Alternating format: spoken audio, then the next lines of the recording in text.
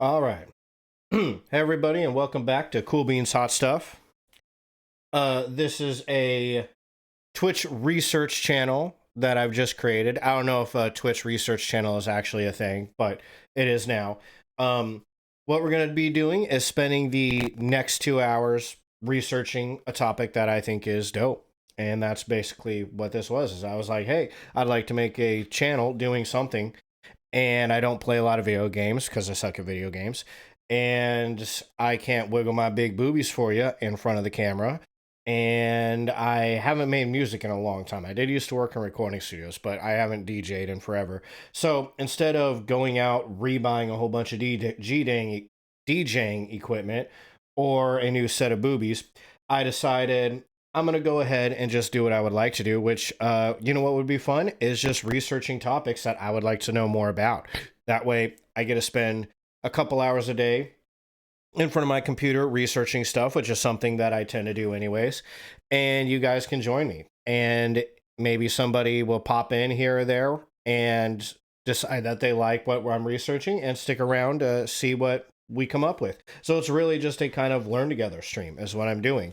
And yeah, I just started it last week. So this is my second Monday in a row. So boom, I'm pretty stoked for that. That's a celebration. Might make me some ice cream tonight to celebrate that big milestone in my career. Anyway, so yeah, every Monday that I stream is Mental Health Mondays. So I'll be going over some kind of mental health related topic. That's a topic that I know a lot about. I have a lot of personal experience with it. I spent a lot of years in therapy, and it helped me a lot, made a huge difference in the quality of my life. I learned a lot from it and continued to read about psychology and therapy. Past that point, I spent years trying out different kinds of therapies just to see how they work. And yeah, wanted to come in and share that experience, that mild amount of expertise with you guys, and kind of maybe hopefully help some of you out there who might be either in the middle of or starting or in need of and have yet to start a mental health journey. So, today, for our second Mental Health Mondays, we're going to go over cognitive biases. Last Monday, I went over cognitive behavioral therapy, which is a type of therapy that I'm a huge advocate for. It helped me. I did it for about 2 or 3 years, about 3 years, and it was a very, very helpful.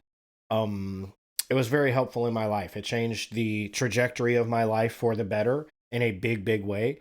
Uh, Another thing that I learned, a kind of like mind blowing moment that I learned in my mental health journey was about cognitive biases. And nowadays, I'm sure everybody's heard of cognitive biases. I'm sure a lot of you youngins out there who are half my age, still in high school, have heard of cognitive biases when I probably didn't, because we didn't have the fucking internet when I was in high school. All right. So there was no way for us to learn about it, sue me. But you guys have a whole world full of knowledge at your fingertips. So a lot of you have probably heard of this term cognitive bias, and maybe some of you have even watched some videos about it. It's not an uncommon phrase that you've heard from a lot of different people. Sometimes you hear it in like chat rooms, Reddit. It's being used in a bad way, like, oh, that thing you're doing right there is a cognitive bias. Well, it might be, it might not be. Don't trust people on Reddit, is what I always say. Don't trust random strangers on the internet, because a lot of them aren't even real people. They're just bots. If you checked out my last Thursday stream about dead internet conspiracy theory, you would know that. So hopefully, and if you don't know that, go back and check out that video. If you're watching this on YouTube, all of my streams get uploaded onto YouTube, so that video will be there too. Both those videos will be there. This video will also be here, obviously, because you're watching it on YouTube. Today, we're going to jump into and deep dive into cognitive biases, so you guys and me, we all have a better understanding of what they are, how they work, how they're affecting you in your life, and of course, how to get rid of them is kind of a big important thing to note too. So let's go ahead and dive right into this guy, yeah? All right, so let's start with what is cognitive bias? Well, if you look up here on my screen, I am about to tell you. The human brain is a powerful anomaly. It can process 11 billion bits of information every second. Our conscious minds, however, can only keep up with 40 to 50 pieces of information each second. Though significantly less than 11 million, that's still an impressive amount of information to juggle at any moment. To help us keep up with all the bits and pieces, our brains occasionally take cognitive shortcuts to simplify information processing. The result, cognitive biases, which serve as a quick way for your mind to make judgments based on our past experiences. So instead of contemplating what your favorite color might be based on how you've decorated your home recently, or the color you can't seem to get enough of in your wardrobe, you go with the easy answer, the cognitive bias. So, in short, cognitive bias, the way your brain works, this is something that I've learned in a whole lot of different perusing of various mental health and psychology books. A lot of your logical processing happens in your prefrontal cortex. That would be a cool topic for a later stream, is all the different parts of the brain and what they do and how they function and how they relate to each other. That might be a neat topic to cover. But a lot of your logical processing, which would be like mathematics, your problem solving skills, things like that, happens in your prefrontal cortex, the frontal lobe of your brain. And what that lobe is designed to do is, yes, it takes a logical step-by-step approach to problem solving. It problem solves. It takes 2 plus 2 and then comes up with 4. But it creates logical assumptions based off of incomplete information. Your brain is designed to do that, as a matter of fact. Like, if you consider, okay, so before we dive in any further, I'm going to move over to what I call my tirade window, my tangent window. This is where I go when I want to get on a tangent, so you have a bigger version of me while I'm bitching about whatever it is I'm bitching about. So your brain is designed to take incomplete information and make the most logical assumption that it possibly can. That's what the prefrontal cortex is designed to do. And if you think about it, you do that all day long. It's a necessity that your brain does that, because most of the time you are operating off of incomplete information. Think about the most basic decisions you make when you go to, like, say, the grocery store today. When you choose to go to the grocery store, a lot of times you're making that choice based off of a whole lot of assumptions that are kind of pre-made or pre-exist within your brain. You might think, well, yeah, I'm going to go to the grocery store because it's a good day to do it because I don't got a lot of time and there's not a lot of traffic outside because it's 2 p.m. And yeah, it'll be easy. I only have one thing I got to grab. I know where it's at in the store. It'll be boom, boom, boom, in and out. It'll be easy thing. So I'll go ahead and take care of that right now. Well, you just made a whole lot of assumptions based off of incomplete information or past information that is not currently relevant to your particular situation today in order to make that decision. For example, you said, oh, I should go to the store today because it's a nice day outside. Well, is it a nice day outside? Have you looked? A lot of times, if you thought about it, you'd be like, well, I guess I haven't looked. I just kind of seen light in the window, and if you look on your phone, it'd be like, oh shit, it's actually raining like a motherfucker outside today. Okay, well, you just made the assumption because maybe it's summer or because yesterday it was a nice day, that it was a nice day outside. That is a form of cognitive bias. There's a lot of different kinds of cognitive biases. We'll get into that in a moment. You made a second assumption when you said, well, yeah, the grocery store is right down the street. Traffic is light at 2 p.m. That's a logical assumption to make. It's 2 p.m. Everybody's at work except for you lazy bum. And you think, yeah, it's just boom, boom, boom. I'll be there super fast. Well, you don't know. That's incomplete information. You're making a logical assumption, but it's based off incomplete information. This happened to me the other day when I went to the gym. I was like, oh, okay, I'm going to head to the gym. It's the regular 10-minute drive to go to the gym. And that turned into a 15-minute drive when 2 streets down from my house, the 1-lane road to get out of my neighborhood was stopped by construction workers working on a power line. Okay, that's not something you could foresee. That's not information you're supposed to have. But it's the reality of the world around you. You had incomplete information. You don't actually know what the streets look like today because you haven't been outside yet. So that's an incomplete information. You still have to make a decision on whether or not you're going to the gym or going to the store today. You made that decision based off an assumption that was based off of incomplete information, And then lastly, just to top it off, you went to the store. You thought, oh yeah, I know exactly where this product is that I need. It's going to be boom, boom, in and out.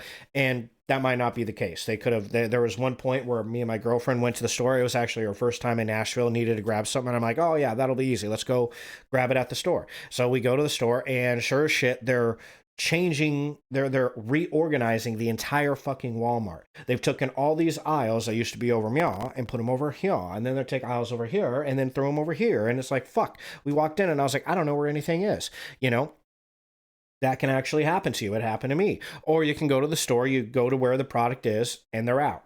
And you just wasted, your 20 or 30 minutes going to the store or whatever. 30, 40 minutes if those fucking construction workers are out there with that fucking light pole, right? So all day long, you're making decisions based off incomplete information. You have to. But because your brain is designed to do this, okay, it's designed to make assumptions. It's designed to make the best decision, to make decisions based off of this incomplete information. What can happen is you start relying on cognitive biases. You rely on past thought patterns. Excuse me. I don't know why that was so tough. I'm going to blame it on this throat thing that I got right now. I had a throat thing over here on this side of my throat all last week. My first week of streaming, my throat's all fucked up, and thought I got over it this weekend. I'm like, yeah, I go back to the gym. I'm not like sick anymore. Everything's good. Woke up this morning. Now it's on this side of my fucking face. Thank God I don't have 3 fucking ears, because they're pretty sure it's an ear infection. But thank God I don't have 3 fucking ears. Otherwise, I'd have a 3rd week that I have to go through this shit. But so now I'm dealing with this bullshit. So I blame it on that. Anytime I fuck up on this stream, it's because I got an ear infection. It's not my fault. Okay, let's go back to learning about cognitive biases. Excuse me. So what causes cognitive biases? Since your brain is consciously computing 40 to 50 items per second, it's challenging to contemplate every single option 100% of the time, even when asked the simple questions. Even with an endless supply of information available to you at the swipe of a finger, sometimes it's easier to take advantage of mental shortcuts.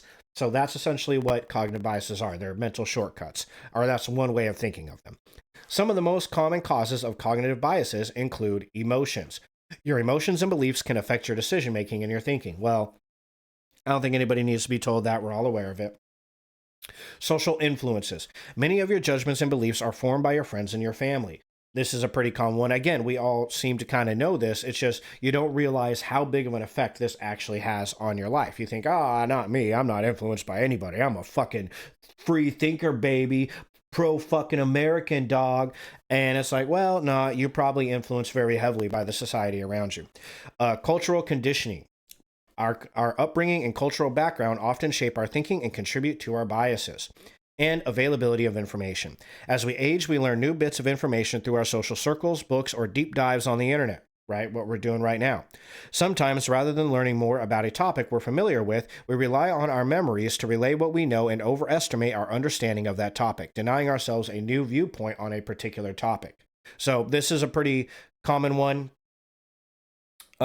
You think you know everything. This is kind of similar. That whole thing right there is kind of similar to the Dunning-Kruger effect. I'm sure you've heard this. It's like anybody who's been terminally online, not even terminally, you don't even have to be terminally online. Just get online one fucking day. You're going to eventually hear those words, Dunning-Kruger effect. And long story short, not to dive into the whole thing, so it's a little more complicated than what you hear online. It's used nowadays to colloquially used nowadays to describe the phenomenon of a person thinking they know a lot about a topic, and exclusively because they have such little amount of knowledge about the topic. Their knowledge level about the topic is down here. It's very small. Their confidence on that topic is really high. They think they know a shit ton. It's that phenomenon. Somebody who thinks they know a shit ton actually knowing very little.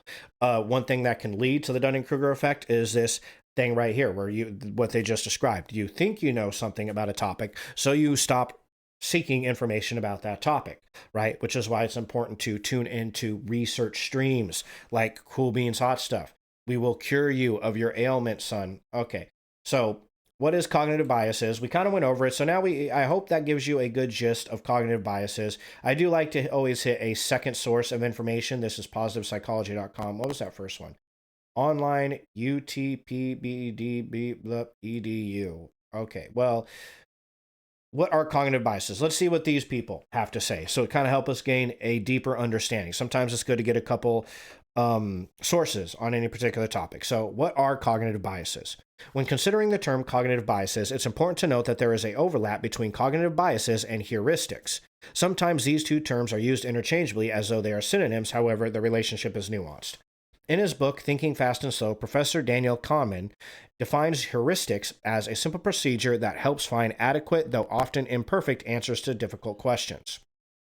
I'm going to repeat that. Heuristics is a simple procedure that helps find adequate, though often imperfect, answers to difficult questions. Tversky and Common define the relationship between biases and heuristics as follows. Cognitive biases that stem from the reliance on judgmental heuristics. So judgmental heuristics would be, a heuristic is a simple procedure that helps find information, although it's imperfect, but it's adequate. Judgmental heuristics would be the, judgmental process of that. Cognitive biases stem from that process of heuristics. Gonzalez also described the difference between the two terms. Heuristics are the shortcuts that humans use to reduce task complexity in judgment and choice. So I guess that's kind of what I was describing earlier, right? And biases are the resulting gaps between the normative behavior and the heuristically determined behavior. So the bias would be the difference between what people regularly do and what you're doing because of your heuristics, essentially, your process of making those uneducated or those incomplete, making those assumptions based off incomplete information. That process is heuristics. Biases result because of that process. All right. So now we're going to get into, hopefully that's an understanding of what a cognitive bias is. We're going to dive into why it's not a good thing here in a minute after my burp. Right now, I want to give you a brief rundown of the list of all the different kinds of cognitive biases that exist. We're going to explore this over a couple different pages. I think I can click out of this feller right now. Yep, you're gone. Adios. Goodbye. So, lists and types of biases, the Codex. According to the Cognitive Bias Codex, there are an estimated 180 cognitive biases. This list is frequently updated. So, there is 180 ways that you can be fucking yourself with your brain. 180 ways in which your brain can be fucked up. If that's not blackpilling, I don't know what is. Created by John Manoogian III, that's quite a name, John Manoogian III and Buster Benson. This codex is a useful tool for visually representing all of the known biases that exist to date. These biases are arranged in a circle and can be divided into 4 quadrants. Each quadrant is dedicated to a specific group of cognitive biases. Let's open this guy up. I haven't actually seen this. This is a new thing to me. Wow, really small words there. But as you can see, that's the circle, the codex right there. And it looks like around it, what are these descriptions? The less is better effect, Occam's razor. Wow, this is a really neat little deal. So that's the Cognitive Bias Codex. If you're interested in ever learning about, having that around, that would be something interesting to have saved on your computer. As a matter of fact, we're going to do that right now. Cognitive Bias Codex. Okay. I'm just a nerd like that. I like to have that on my computer. So that codex is broken into 4 quadrants, right? And so those 4 quadrants are: what should we remember? Biases that affect our memory for people, events, and information. There's a whole bunch of biases that affect how you remember specific information. Another quadrant is called too much information. These would be biases that affect how we perceive certain events and people. Okay. Third quadrant is not enough meaning, biases that we use when we have too little information and need to fill in the gaps. So I talked about that extensively in my tirade camera. And the last quadrant is the need to act fast, biases that affect how we make decisions. The Cognitive Bias Codex is a handy visual tool that organizes biases in a meaningful way. However, it is worth pointing out that the Codex lists heuristics and biases both as biases. Oh, well, that's faulty. Sounds like a bias to me.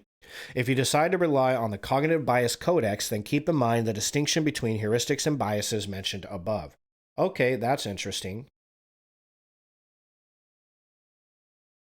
Blocking out human noises for you.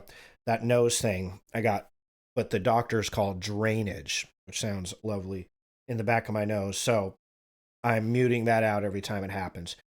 So let's continue on exploring some of the different types of cognitive biases that exist. That's our circle. So here is a more extensive list with bigger prints. So you can see a list of the most relevant biases in just behavioral economics. Okay. So notice this one actually lists heuristics as well. And it just keeps going and going. We're not even going into the C's, D's, E's. Look at how long this list just keeps going. And it just keeps going. Hold on 1 minute, because the list is continuing to go. And it goes. So that's a whole lot of biases right there. Again, we said 180 of them, it said, and being updated every single day. We're not going to click on every single one of these. Instead, my plan for the stream, because that would be pretty boring. My plan for the stream is I'm actually going to go through after a short little YouTube video and explain what the most common cognitive biases are in different areas of your life and how those cognitive biases could affect those specific areas of your life. And my thinking is that'll give you a better understanding of what probably the more likely the more likely cognitive biases are that you are engaging in yourself, so you can be able to look out for them, right? And then we'll go over that a little later in the stream, how to look out for these specific biases, how to catch them before they happen, and then of course how to fix them. That'll be the last one. So I just wanted you to see how long the list of cognitive biases is, and this is just the cognitive biases that exist or are most common in behavioral economics. And that's still a really big list if you didn't catch it the first time I went over it. Okay, so now we're going to break a little bit and dive into this YouTube video. This is a YouTube video by Explained For You. It's a very small channel, only 3,000 subscribers. You know, and I see this, I'm sure you guys have seen this channel where it goes over it has all these little circles right here, right? And I'm like, gosh, I've definitely seen this channel before. And I didn't realize, I was like, wow, I can't believe it's such a small channel. Well, there's actually another channel called The Paint Explainer. That's the one that I'm always thinking of, where that's the channel that has another channel that does the exact same thing. But this channel does something similar. It's going to go over what it says is every cognitive bias explained in 10 minutes. And that's kind of impossible. There's 180 of them. We're not even going to go over the whole 10 minutes. This is just a nice little video. There's a very similar video by The Paint Explainer. As you can see over here, every bias explained in 8 minutes. They only do it in 8 minutes. But I figured I'd give this channel a shot because they're so small. But let's go ahead and see what they have to say in explaining all these different types of biases. Every cognitive bias explained. Anchoring bias. Anchoring bias refers to the tendency to rely too heavily on the first piece of information received, the anchor, when making decisions or judgments. This bias can lead individuals to make choices that are unduly influenced by the initial anchor, even when subsequent information contradicts or outweighs the relevance of the anchor. The availability heuristic. The availability heuristic is a mental shortcut that involves basing judgments or decisions on information that comes to mind most easily, typically due to its vividness, recency, or frequency. People tend to overestimate the likelihood of events or situations that are more easily recalled or imagined, potentially leading to inaccurate assessments and decisions. Bandwagon effect. The bandwagon effect is a psychological phenomenon where people tend to adopt certain beliefs, attitudes, or behaviors because others around them are doing the same. It stems from the desire to conform and follow the crowd, as well as the perception that the popular choice must be the correct or beneficial one. Base rate fallacy. The base rate fallacy occurs when people fail to consider the base rate or general probability of an event when making judgments or predictions. Instead, they focus on specific situational information, even when it contradicts or is less. Well, that's a bummer. Let's go ahead and pop this guy back up and see if it actually responds now. Restore. Every cognitive bias explained. There it goes. Anchoring bias. Okay. Next time I'll figure that out quicker. That's the first time that's happened. Let's pop you up here. You know, technical difficulties, they happen. Okay, let's continue the video. This time, we'll hope this guy doesn't fart out on us. Anchoring bias refers to the tendency to rely too heavily on the first piece of information received, the anchor, when making decisions or judgments. This bias can lead individuals to make choices that are unduly influenced by the initial anchor, even when subsequent information contradicts or outweighs the relevance of the anchor. The availability heuristic. The availability heuristic is a mental shortcut that involves basing judgments or decisions on information that comes to mind most easily, typically due to its vividness, recency, or frequency. People tend to overestimate the likelihood of events or situations that are more easily recalled or imagined, potentially. Right here, just to mention, some of these biases will have different names. Like this is called the availability heuristic. I've always heard it called the availability bias or the recency bias, are two different names for this same thing that this process that they're describing right here.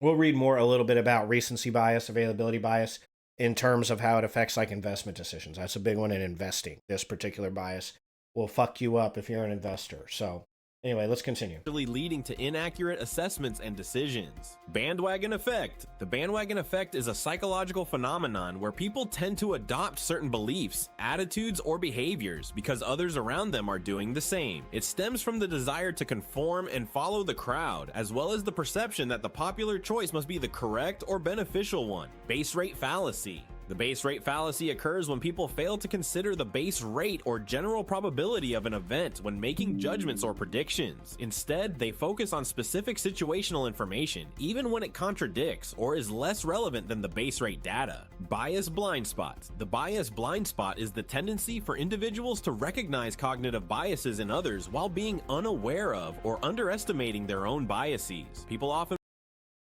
enough. So that one is very common in people who just learn about cognitive biases. So I am very guilty of that one. I've done that. It's something you'll find yourself in on accident if you're not careful, especially if you do any time in like therapy. If you're going to a good therapist, you'll learn about cognitive biases, and specifically you will learn about your own cognitive biases. And there's a saying that happens where you spend so much time in therapy learning how your brain is all fucked. And it can kind of deplete your confidence a little bit. It kind of make you, feel really small. Like, God, I fucking suck at thinking. My brain is just all kinds of fucked. And after a while, you'll learn how to kind of get over some of these biases. You'll learn how to spot them in yourself. You'll catch yourself like, oh, hey, I'm engaging in a bias. I caught myself. My brain is getting a little bit better. I'm not so fucking stupid anymore. My pea brain is like, boop, now it's big. But with time, I think it's kind of like a way to help your ego, your wounded ego, because you feel so fucking stupid. And taking in this new information, you'll start noticing it naturally. Over time, you'll start noticing other people's biases. You'll begin looking at your friends while they're talking, and they're saying, yeah, well, this, that, and the other thing. I went to the store the other day, the fucking thing. And you're like, it's a cognitive bias. This fucker, his brain's small. It's pea-sized. He's just got a stupid brain. Smooth brain, this friend of mine. And you'll get into the habit of judging other people's cognitive biases. And if you're not careful, it'll be, a blind spot. You'll go around, if you continue that pattern of behavior, you'll walk around just at some point thinking, oh my God, I'm surrounded by fucking stupid people. And you'll stop focusing on your own cognitive biases. So that one, funny enough, is something that all of you are probably not going to have after watching this video. Believe they are more objective and less susceptible to biases than they actually are, making it challenging to identify and correct their own biased thinking. Choice supportive bias. Choice supportive bias is the tendency to retroactively ascribe positive attributes to an option or decision after it has been made, while overlooking or downplaying the flaws in the chosen alternative. This bias helps people feel more confident and satisfied with their choices, even when the decision may have been suboptimal. Confirmation bias. Confirmation bias is the inclination to seek out, interpret, and prioritize information that aligns with and reinforces existing beliefs or hypotheses, while dismissing or downplaying contradictory evidence. This bias. You've definitely heard of this one. Everybody has heard of this one, right? Everybody on Reddit is accusing somebody else of confirmation bias right now as we speak. Every second, 500 little babies are being confused of confirmation bias on Reddit. It's a continuous thing. This is one thing. This particular bias came into common parlance along with like the idea of an echo chamber, which they both do exist and they do happen very regularly on the internet. But I'm sure you've run into this one. Somebody at some point, if you spend any amount of time talking to people on the internet, you've probably been accused of having a confirmation bias. bias can lead to a distorted and one-sided view of reality. Conservatism bias. Conservatism bias, also known as the status quo bias, is the tendency to prefer and maintain the current state of affairs, even in the face of potentially beneficial changes or alternatives. This bias stems from a preference for familiarity and a resistance to change. Contrast effect. The contrast effect is a cognitive bias that occurs when the perception of something is influenced by its comparison to a contrasting object or situation. For example, a person may seem more attractive when compared to an unattractive person, or a salary may seem higher when compared to a lower paying job. Declinism. Declinism is the tendency to view the past in an overly positive light and perceive the present or future as being in a state of decline or deterioration. This cognitive bias can lead to nostalgia, pessimism about current circumstances, and a romanticized view of historical eras. Dunning-Kruger effect. The Dunning-Kruger effect is a cognitive bias in which individuals with low ability or knowledge tend to overestimate. Oh, that I want to point out, that's exactly what I was talking about. You see my screen? See, I'm smart. My pea brain is a little bit bigger than you give me credit for. So that's what I mean when I was talking about your experience, or in this, what I said was knowledge level. In this case, experience. That's I always forget which side of the graph is the X and Y axis. We're going to say the bottom is the X and the vertical is the Y. And if that's wrong, I don't give a fuck. Like I was saying, people who have a shit ton of confidence in a subject and a low amount of knowledge in a subject, that's essentially a Dunning-Kruger effect. This is still oversimplifying it. But yeah, in general, this is what they mean. I really like this chart too, because this is a good, healthy reminder. I want to kind of stop here and illustrate this, because this is important to everybody out there who's taking on a new skill set or a new challenge in life, like say, for instance, setting up a new stream or anything like that, right? Where, my girlfriend right now is learning Spanish. So this applies to you, Cutie Pie. She's my one and only viewer right now. So this applies to everybody when you're starting something new, right? When you first start a new topic, you'll get to a point in experience. You can't see me pointing at my screen. Oh, here, I got a cursor. That's what this is for. So you'll learn about something. And when you first start learning about something, you will hit this peak of confidence where you're like, wow, look at me. Look at this guy. I'm so fucking cool. I'm Leonardo. I'm on top of the world. And then the more you start to learn about it, the more your confidence will decrease until you get what this graph is calling it the pit of pain. I've always seen it called the pit of despair, but I guess it's the same thing. Generally, what happens is you only learn enough at this point right here. You've only learned enough about the topic to think that you know quite a bit. You're like, oh yeah, like I've read a couple books, and that's pretty much all there is to know about this subject, right? Who the fuck would write more than 2 books on this subject? There's no need. This is all I need to know. And then at some point, you'll continue with your knowledge until you finally realize the actual scope of the subject matter you're trying to learn. You'll get into streaming and then realize, holy shit, it's not enough for me to learn OBS and video editing software and YouTube and their algorithms and Twitch. I got to learn how to sell myself. This is, something I'm going through where I'm like, fuck, I have to learn how to sell myself on Instagram now and intertwine that into a channel. And then I got to be making all your little TikTokies for all you fucking Gen Z people out there. No hate, but that's the reality. Is if I want y'all to give a shit, I gotta meet you guys where you're at, right? That's the reality. I gotta start TikToking it up, baby. I gotta, start acting like I'm in my 20s again and I give a shit about this type of stuff.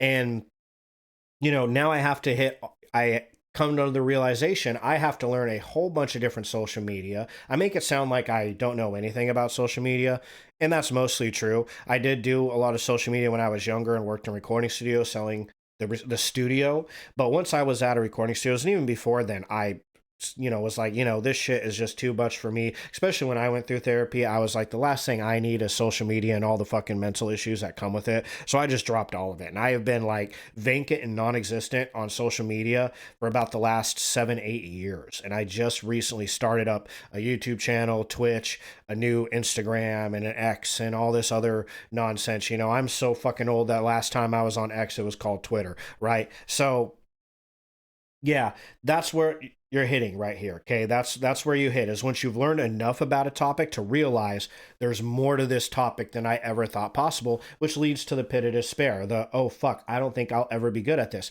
And with time, you keep going, and you'll get to a point where you've learned enough about this topic. Again, the if they continue the graph, this is kind of a funky graph. This line would go up in confidence, and then it levels off.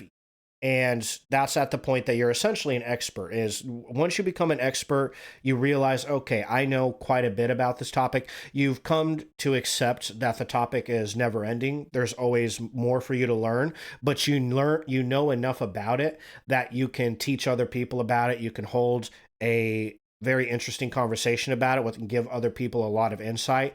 And at that point, you can make a career out of it. That's kind of part of being an expert, right? But it's important to note on the original graph, at the point that you reach expert, your confidence level will never really reach the confidence that you hit right here. It'll always be just below. This point right here is the point at which you're going to have the most confidence in your chosen subject. So that's kind of an interesting thing to note. Anyways, I'm not sure if the Dunning-Kruger effect is actually considered a cognitive bias. I wasn't aware of that. So who knows? Maybe that's why this video doesn't have a whole lot of views, and the maker of it doesn't have a whole lot of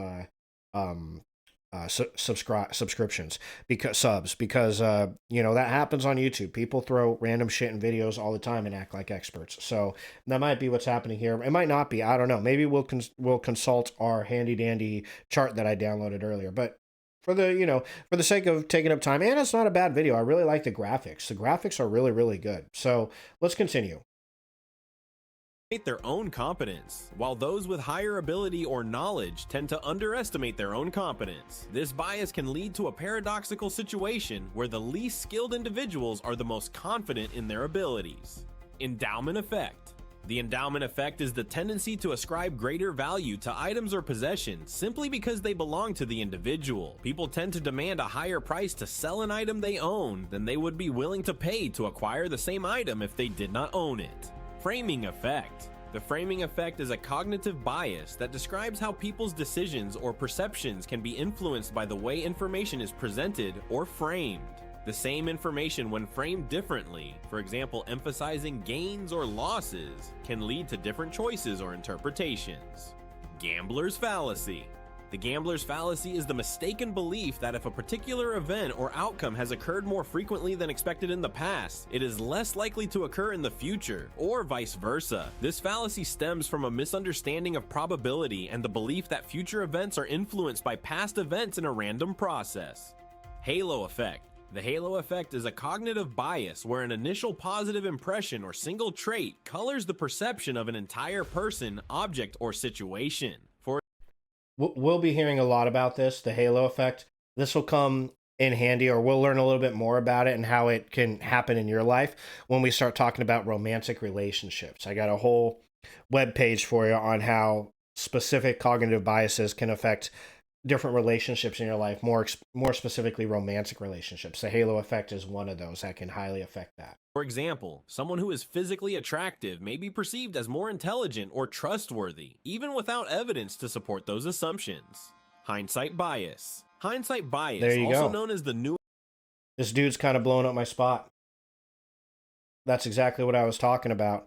That's what we were going to learn later, but this guy just, spoiler alert. It all along effect is the tendency to perceive past events as more predictable than they were before they occurred. After an event has happened, people often convince themselves that they had foreseen or anticipated the outcome, even if they did not. Illusion of control. The illusion of control is a cognitive bias that leads people to believe they have more control over events or outcomes than they actually do. This bias can manifest in situations where there is a perception of skill or influence, even when the outcome is largely determined by chance or external factors. Illusory. Okay, so we're going to go ahead and stop it there. That's about halfway through the video. I'm not going to give you a whole 10 minutes of that same video. It's a really fun video, though. I really like the graphics. If you wanted to dive deeper into it. Normal dreams. This is essentially just another channel. Oh, this is explained for you. This is... I wanted the other guy. Every cognitive bias explained. Anchoring bias. Anchoring... You're good for now. Be quiet. This guy, the paint explainer. Wow, I didn't realize how many channels do this little thing with the circles. There's a lot of them. Where's the paint explainer? Every cognitive bias. Okay, well, it's not here anymore. It went away. We had to restart. That's right. I forget that we had to restart. But if you like, the paint explainer has a very similar view or very similar video you can check out. That does the exact same thing, goes over each cognitive bias. So, anyways, let's move on. So, I got, another video here. Video into video. I don't usually do that. I guess I was feeling lazy when I put this stream together. 8 cognitive biases shaping your reality. So now I kind of wanted to, now that you understand what a cognitive bias is, and you've seen that there's a fuckload of them, and you've had a few of them very quickly explained to you, now I kind of wanted to go over these next several web pages that I have. I guess you can't see it, but I have several, about 6 or 7 web pages. Oh, I just saved you from having to hear a really nasty wet burp. I have about 7 or 8 web pages up, and they're all going to go over what the most common cognitive biases that you're going to run into are in specific situations. This is just a general, rough 8 cognitive biases that you're likely to run into. This is only a 5-minute video, so we're going to go ahead and jump into this and watch the whole video this 8 time. cognitive biases shaping your reality. Your reality isn't what you think it is. It's a carefully constructed narrative, a masterpiece of your own mind, shaped by more than just your experiences. We often believe that we perceive the world objectively, but the truth is that our perceptions are heavily influenced by a range of cognitive biases. These biases, such as projection, extrapolation, and confirmation bias, shape how we interpret information and interact with the world around us. Nobel Prize-winning psychologist Daniel Kahneman put it bluntly: the confidence people have in their beliefs is not a measure of the quality of evidence, but of the coherence of the story that the mind has managed to construct. We weave a tapestry of reality, but the threads are often woven by invisible forces, cognitive biases.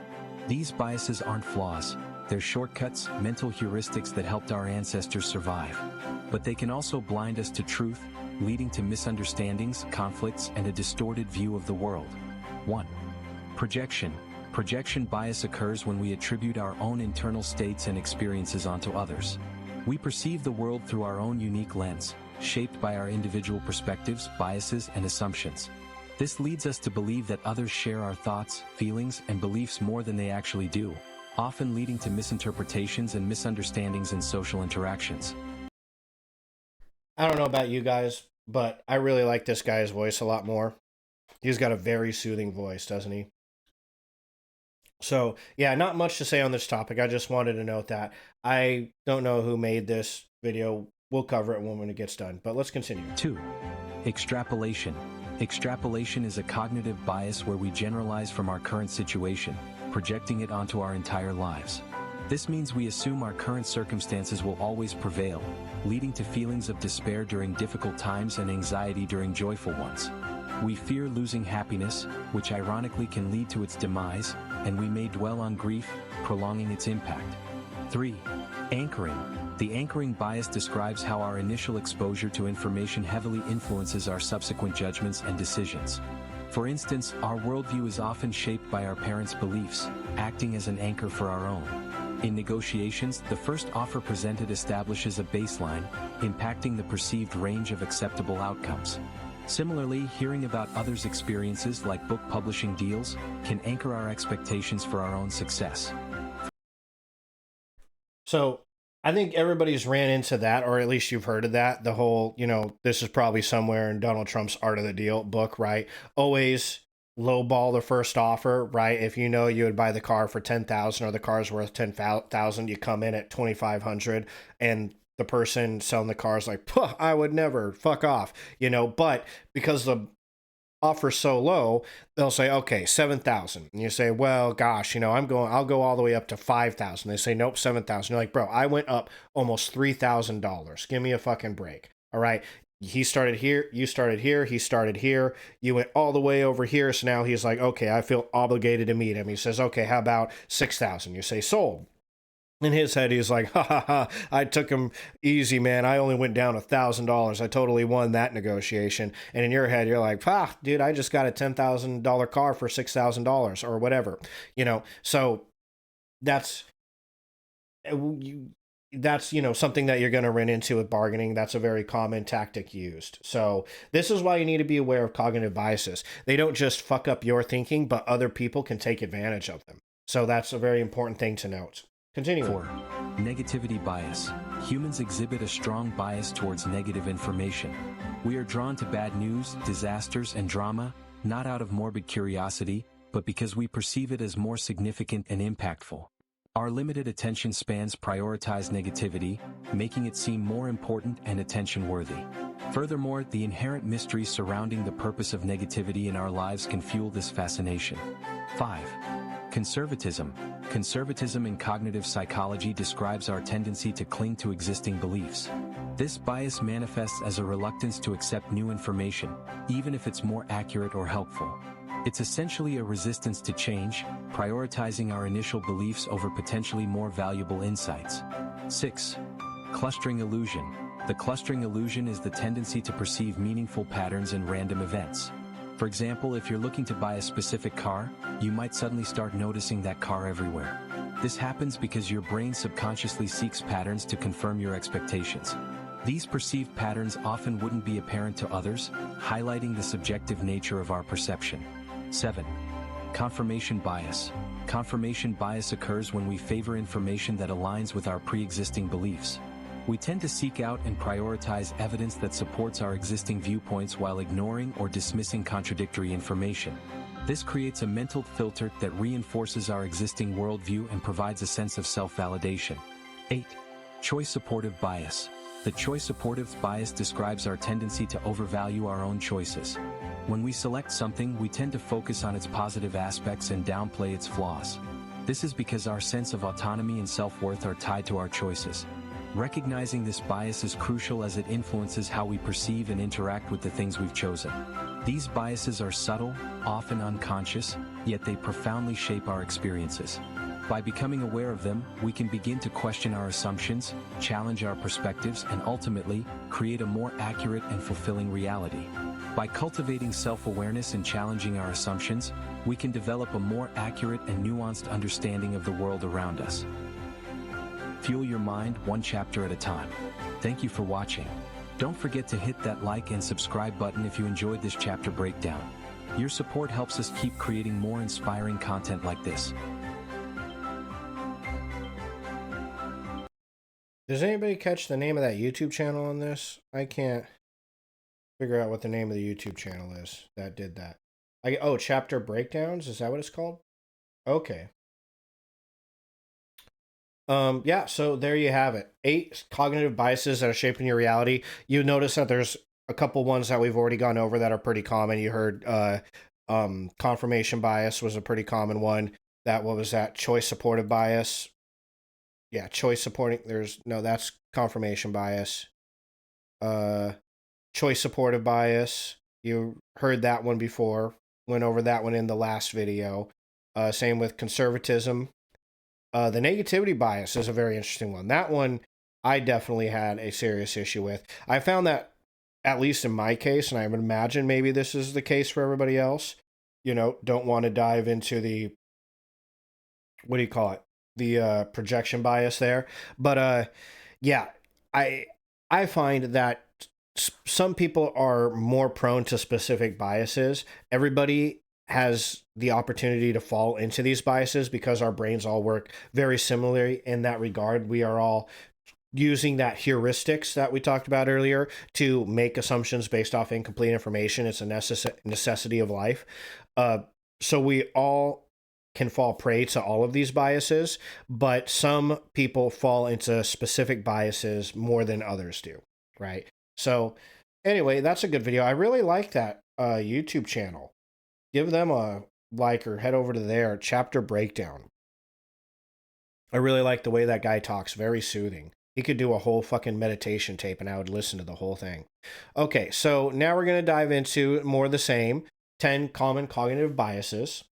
So we're going to go over some continuous ones. I might not go over all of them because the last video did a really good job of explaining like confirmation bias. So we probably don't want to dive deep. Oh, wait, you know what? This is cognitive biases in romantic relationships. Sorry, I should have scrolled up, looked at the title. So this is 10 cognitive biases. How these 10 cognitive biases can affect your relationships. So this is important. So we will dive deep into them. Not deep into them, but we'll look at each one because each one comes with examples for how it can fuck up your romantic relationship, right? So that first one, the all common confirmation bias, right? There's a reason that we hear about it as often as we do because it seems to be one of the more common ones. Confirmation bias refers to the tendency to search for, interpret, and recall information that confirms one pre-existing beliefs or expectations. In romantic relationships, this can manifest as a partner focusing solely on their partner's negative traits, reinforcing their belief that their partner is flawed or unsupportive.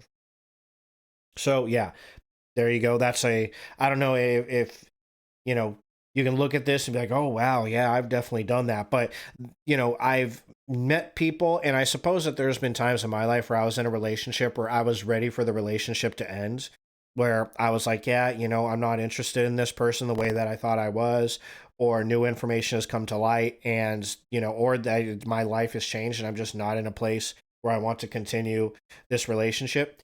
And you'll notice that habit popping up where now you're noticing a whole bunch of things about the person where it's just every time you talk to them, you're like, yep, this confirms it. I shouldn't be with you. You know, they say, oh, you know, I feel like Chinese. It's like, well, I feel like pizza. So there you go. That's it. It confirms it. We shouldn't be together. Fundamental attribution error. The fundamental attribution error is a tendency to overemphasize personality traits while underestimating situational factors when explaining someone's behavior. So, in relationships, I think you can already tell where this is going, right? In relationships, this can lead to blaming a partner for their actions instead of considering the circumstances that may have influenced them. So, yeah, this is a very common one. I feel like you are kind of blind to some of the issues your partner might be going through. Your partner has a whole nother life, a whole nother work life that you aren't really privy to. You aren't there with them all day long at their job, and they have a hard day at their job. They don't say nothing. They come home. You say something, maybe it's something a little bitchy, or maybe you say something just teasing them. You're just poking a little fun, right? You're used to poking a little fun at them. You're in a really good mood, having a good day. You poke a little fun and they snap at you. Say something that comes off a little bit mean and you're like, hey, and then it starts a whole fight. You know, then you go a step farther because this is a common thing that happens, right? Somebody has a bad day, someone has a good day. You know, that right there is conflict.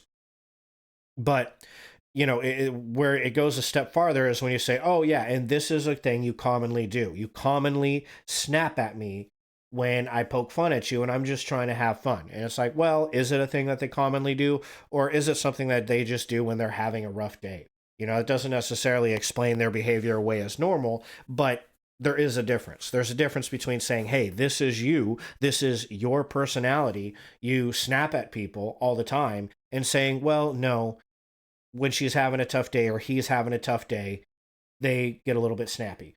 And maybe, you know, you can set up a system where it's like, hey, when you've had a bad day, just tell me so I know to not poke the fucking bear, man. All right. And so, you know, you can come in here, say, hey, I had a tough day at work. And I can say, okay, duly noted. I won't make fun of your silly haircut today. You know, I'll be super nice about it. Your silly haircut is not so silly. And, you know, now you know to at least be more supportive or something today. Because if you're not, if you say something, you know, that otherwise they would think is fine, they're going to snap at you. The halo effect. See, I promised, I delivered, I told you this would be in here in the relationships. So the halo effect occurs when a person's positive qualities influence our perceptions of their other traits, leading to unrealistic expectations and disappointment when a partner inevitably falls short of these expectations. This can cause strain in a relationship. Well, yeah, shit, of course it can. So as the other video did a really good job of describing the halo effect, where the halo effects, you know, I always have a thing, okay, I might have to go to my rant screen again. Okay, we're here at the rant screen. It's already done. So I have a thing that I've observed in a lot of men in my generation, and this isn't like a dig at men. A lot of men don't do this. Some men do. I did this when I was a kid, which is why I notice it in a lot of other men. And there is a comparable thing that women also do. That women also tend to do too. So this isn't just a gender thing, but it's something that I noticed because I was in therapy And because this was something that I struggled with when I was young, and so I guess I notice it more in other men because I'm a man and I see it in other men. And let's be real too, I'm not having too many fucking pajama parties with my girls, you know, talking about all their new boys. So I probably am not privy to the conversations that women might have with each other where this sort of effect would pop up, where it would be, you would be able to note it. I instead, you know, I have my dudes nights, my bro nights. I go drink beers with my broskies. And, you know, that's when we talk about our relationships or whatever. And then I can see this potentially pop up here or there in other men. So I always call this effect, before I knew it was called the halo effect, I called it the Disney princess effect. The idea that a lot of guys have this idea, you know, that when we're really young, and I called it the Disney princess effect because I guess I just automatically assumed, maybe that's Dunning-Kruger working there, automatic and potentially faulty assumption that it came from our childhood, constantly being filled with a certain type, you know, whether it's Disney movies. Disney movies is just, I just call it the Disney princess because that just perfectly encapsulate it. But it's also, it comes from a lot of pop culture from the 90s and early 2000s, where the main sweet girl of the story is drop dead gorgeous, which leads to this. And having grown up, this was my hypothesis. I don't, okay, we'll call it a hypothesis for now, so I don't dive into the territory of just flat ass thinking that it's true. I just got my hair cut. My girlfriend just cut my hair, and it looks really good. You should have seen me 2 weeks ago. I was like a big fucking bush, little white kid afro. Anyways, so ingesting all of this media as a young man, where every good girl is a pretty girl, you get this automatic assumption in your head, or at least I did, and I've seen this in other men. Most specifically younger men, high school aged men is where I've seen it, is you end up believing that every pretty girl is a Disney princess, because every Disney princess is a pretty girl. They're drawn like pretty girls. And then in all pop culture, all the nice girls are pretty girls. And you end up with this bias where you think every pretty girl should act like a Disney princess, where they all are kind, considerate, empathetic, compassionate, and just want what's best for you, and are loyal and caring of everybody around them, and they all love little fucking small forest animals and all that shit. And the reality is that's just not the case. You know, the reality is a person can be handsome or beautiful and be a complete fucking piece of shit. You know, I think nowadays that I'm older, I see a lot of people, and I don't know how entirely true it is. I've never seen a statistic to support that it's true, but there is the thought process out there that it might even be closer to the opposite, that being a pretty or handsome person, you tend to grow up with a lot of people giving you the benefit of the doubt or forgiving you quicker. I guess I have seen statistical information on that. Actually, my therapist, believe it or not, I had my therapist when I was in my late 20s. She showed me a couple studies that prove that, you know, I guess nowadays people call it pretty privilege. And I really hate that idea because I feel like you're kind of just kicking people for having what I consider a blessing. It's a blessing, right? Whenever you're sitting there calling, oh, this person's privileged, I think it's a real shit way to go about it. I think you're purposely trying to make people feel bad for what is a blessing in their life. We all have blessings in our life. And for some people, that blessing is they're pretty. Some girls are fucking pretty, man, and they don't have to do a lot to look pretty. They're just naturally beautiful. Calling it pretty privilege is kind of like kicking them in the fucking shin and saying, oh, you should feel bad about this. And they shouldn't feel bad about this. You should never feel bad about having a blessing in life, man. If you were born, another common one that people fucking hate in other people is being born with money. If you're born with money, holy fuck, people hate your guts, bro. And we've, you know, a lot of people who might come across this video can attest, like, yeah, I fucking am annoyed but when I see a motherfucker who's born with money and just got, it's like playing life on easy mode, right? So a lot of people get really pissed off with rich kids, essentially, right? And, you know, I learned at a young age that you can't let people make you feel ashamed of the blessings that you have in life, because they have blessings in their life too. The reality is they just don't have one of these specific blessings where people are treating them like shit, right? People don't treat, you know, naturally athletic people like shit for being naturally athletic. They'll say, oh, well, you're just naturally good at football, so whatever. Like, no, people look at pro football players and say, wow, they work so hard, dude. They're like fucking, like, I'm my role model, bro. They don't get angry at them for being born with a natural ability that most people will never achieve in their life. It doesn't matter how hard they work, right? That's a blessing, you know, or what some people would call a privilege. You were born into a situation where you had an opportunity to push yourself into this professional level of sports that most people, it doesn't matter how hard they push themselves, aren't ever going to achieve. Musical talents is another one. You never hear people bitch and moan about other people with musical abilities. In fact, it wows us. We think it's so cool. When the reality is there's a whole lot of people out there that would love to make music and they just fucking suck. They're not going to ever be good. It doesn't matter how hard they work. I've worked in recording studios for 8-9 years, dude. I've seen it. I've seen people that work their asses off and they can get good, but that's as good as they're going to get. Is good. You're good. You're good. And like, hey, you know, you're fine. It's fine. You know, that song you played is fine. Okay, comparative to this dude over here that might practice 50% as much as you do, and he is fucking amazing. He's like, whoa, dude, he's mind-boggling. Now, is that every musician? No, it isn't. There's tons of musicians out there that have a true natural ability, and they built on that, like, fucking, what's the drum movie called? Well, whatever that movie's called, they built on it like fucking crazy. They made it an obsession and built on that shit till the point that it was fucking, they were out of this world incredible. So that's not to take away from these people. Same as beautiful people, like pretty people and rich people, like wealthy people. Kids that are born with money can still go out, work their asses off, build a whole bunch of businesses on their own. They can absolutely still do that. Just because they're born into a household where their parents took care of them and had money doesn't mean that their dad's going to give them the $1 million loan to start their new business every time they have a business idea. You know, it doesn't mean that they didn't go to a really good college where they had to work their fucking asses off to stay in that college. You know, so that in and of itself can be a bit of a bias. But anyway, went off on a little tangent there. Coming back around, yeah, the halo effect is very common, and I have seen statistical information that, you know, at least to some extent, pretty people, again, not to shame anybody out there who is pretty, but pretty people, handsome men, pretty women, are born into a situation in life where, in general, the general American public will usually forgive them much quicker than they forgive ugly people or less attractive people. They'll smile at them more. They'll do nice things for them more often. They'll look at them and pay more attention to them when they speak.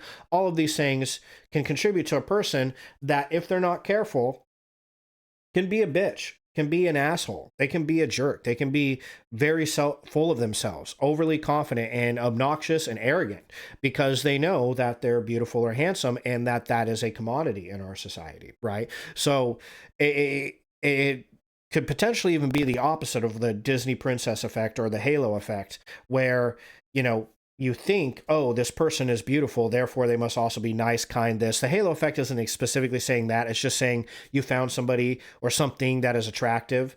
It doesn't even have to be a person. It can be a thing that is attractive. So you make up in your mind that there's all these other amazing qualities about them. And in the case of the Disney princess effect I'm speaking of, it's something that I've seen men in my generation do with pretty women, where they've seen that they're pretty and then they automatically attach to that. They must be nice. They must be compassionate. They must be empathetic. They must be kind-hearted.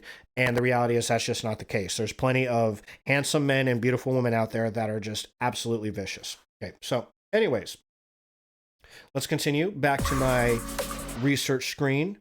Going down to the Horns effect. Opposite of the halo effect, I imagine, I guess. I haven't heard of this one, but the Horns effect is the opposite of the halo effect.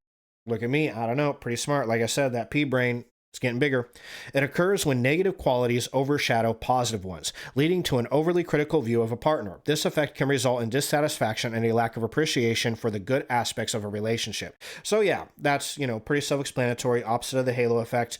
You are now focusing on only the shitty aspects of your partner, which we all have bad aspects to our bad qualities to us.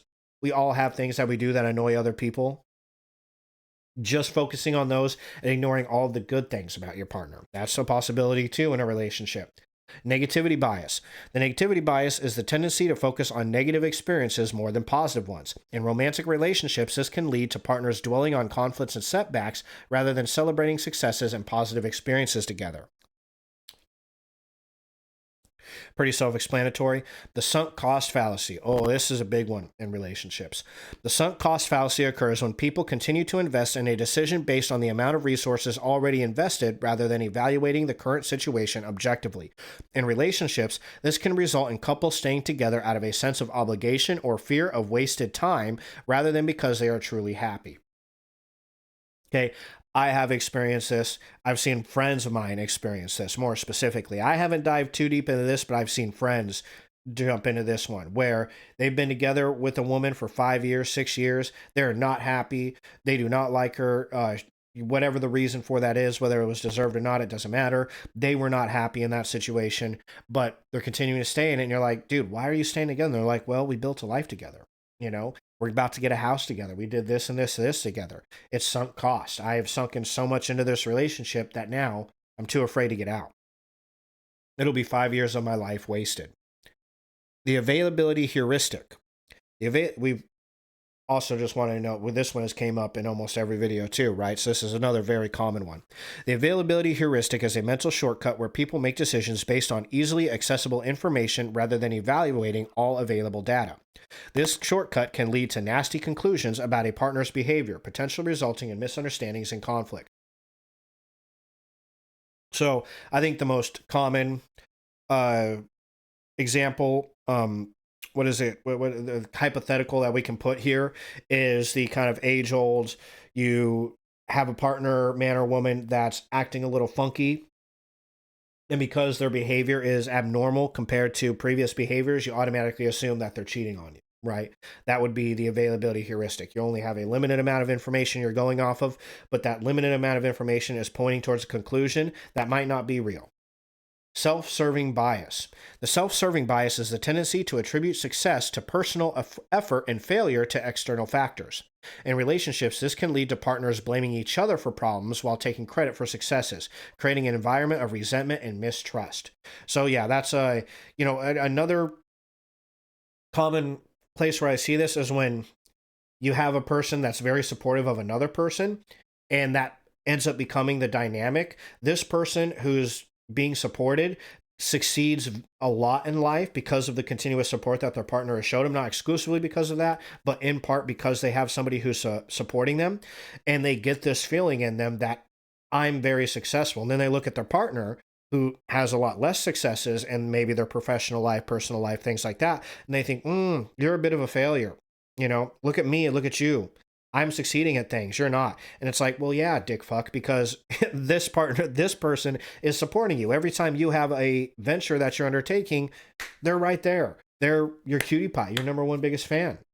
And, you know, they're here behind you all the way. But when they have something going on in their life, you're not there. You're like, no, I don't care. Go away. Like, I'm too busy to deal with your issue, or I don't want to help you. You know, you just don't want to give them help. You don't want to be there for them to support them when they're undertaking a new thing. So as a result, you know, they fail more often than you do, and you succeed more often. And in a person's mind, you know, that's already not a good relationship dynamic anyways. But in a person's mind, that can turn into, hey, you know, look at me and how successful I am, and look at you and how unsuccessful you are. You know, clearly there's a difference between us, you know, and if that relationship breaks up, it's, you know, this person's in for a world of hurt, right? Because they're about to go boom in their life because they just didn't realize how much support they had. Versus this person, if that relationship breaks up, they got nowhere to go but up, right? Because now they can focus on themselves instead of themselves and somebody else, right? Anchoring bias. Anchoring bias refers to the tendency to rely too heavily on the first piece of information encountered when making decisions. This is that car thing we talked about, right? In relationships, this can result in partners forming strong opinions based on initial impressions, which may not accurately represent the full context of a situation or their partner's character. So, you know, there is this thing that people do, and this is even outside of romantic relationships, or this is a big thing in business, right? First impressions are the most important. Well, this is why first impressions are the most important, because a lot of people rely on anchoring bias to formulate their impressions. And don't kid yourself, it's a bias. If you're the kind of person that's like, no, I can tell what kind of person you are from the first 5 minutes of meeting you. Well, you are full of shit. You can't, because you're not superhuman. You are relying on a bias, anchoring bias. You're taking just that small amount of information and drawing conclusions. You're doing a combination of anchoring bias and availability heuristic. You're taking a limited amount of information that's available and making this the entirety of a person that you just met. And you're relying on that first impression to formulate your entire view on the subject. And in some cases, you know, I've worked with people in business, you know, especially in recording studios, where you get the first read on a person, or a person gets a first read on you, and boom, they're done. They don't want to work with you ever again because of that first impression. And in some cases, it's understandable. The first impression might have been so bad that, hey, I don't know what that emotion is, cutie pie, or what that emotive is. What is that? Let me click on that. Copper Ross, nice. Oh, hold on. I only know what that is because my cutie pie told me so. So yeah, anyways, going back to the anchoring bias, you can, oh shoot, where was I? I got carried away with the kappa. Okay, so yeah, I've been in situations in recording studios where I feel like I'm probably ranting again. Should go back to my rant screen. I'm going to stay on this screen, and maybe that'll push me. You're good, cutie pie. That's not an oopsies. You're good. The anchoring bias. So I've seen that in recording studios where you've actually met with a person, that person has taken an idea of who you are. And I've seen it from a third person perspective too, where I've watched two people meet. These two people should hit it off because they're both good people. But one person, for some reason, gets a read on the other person where he's like, no, I don't want to work with that guy. And you cannot convince him to just give the guy a fucking chance. You can't convince him. The relationship is over with before it even started. That's anchoring bias. And to swing it back into relationships, right?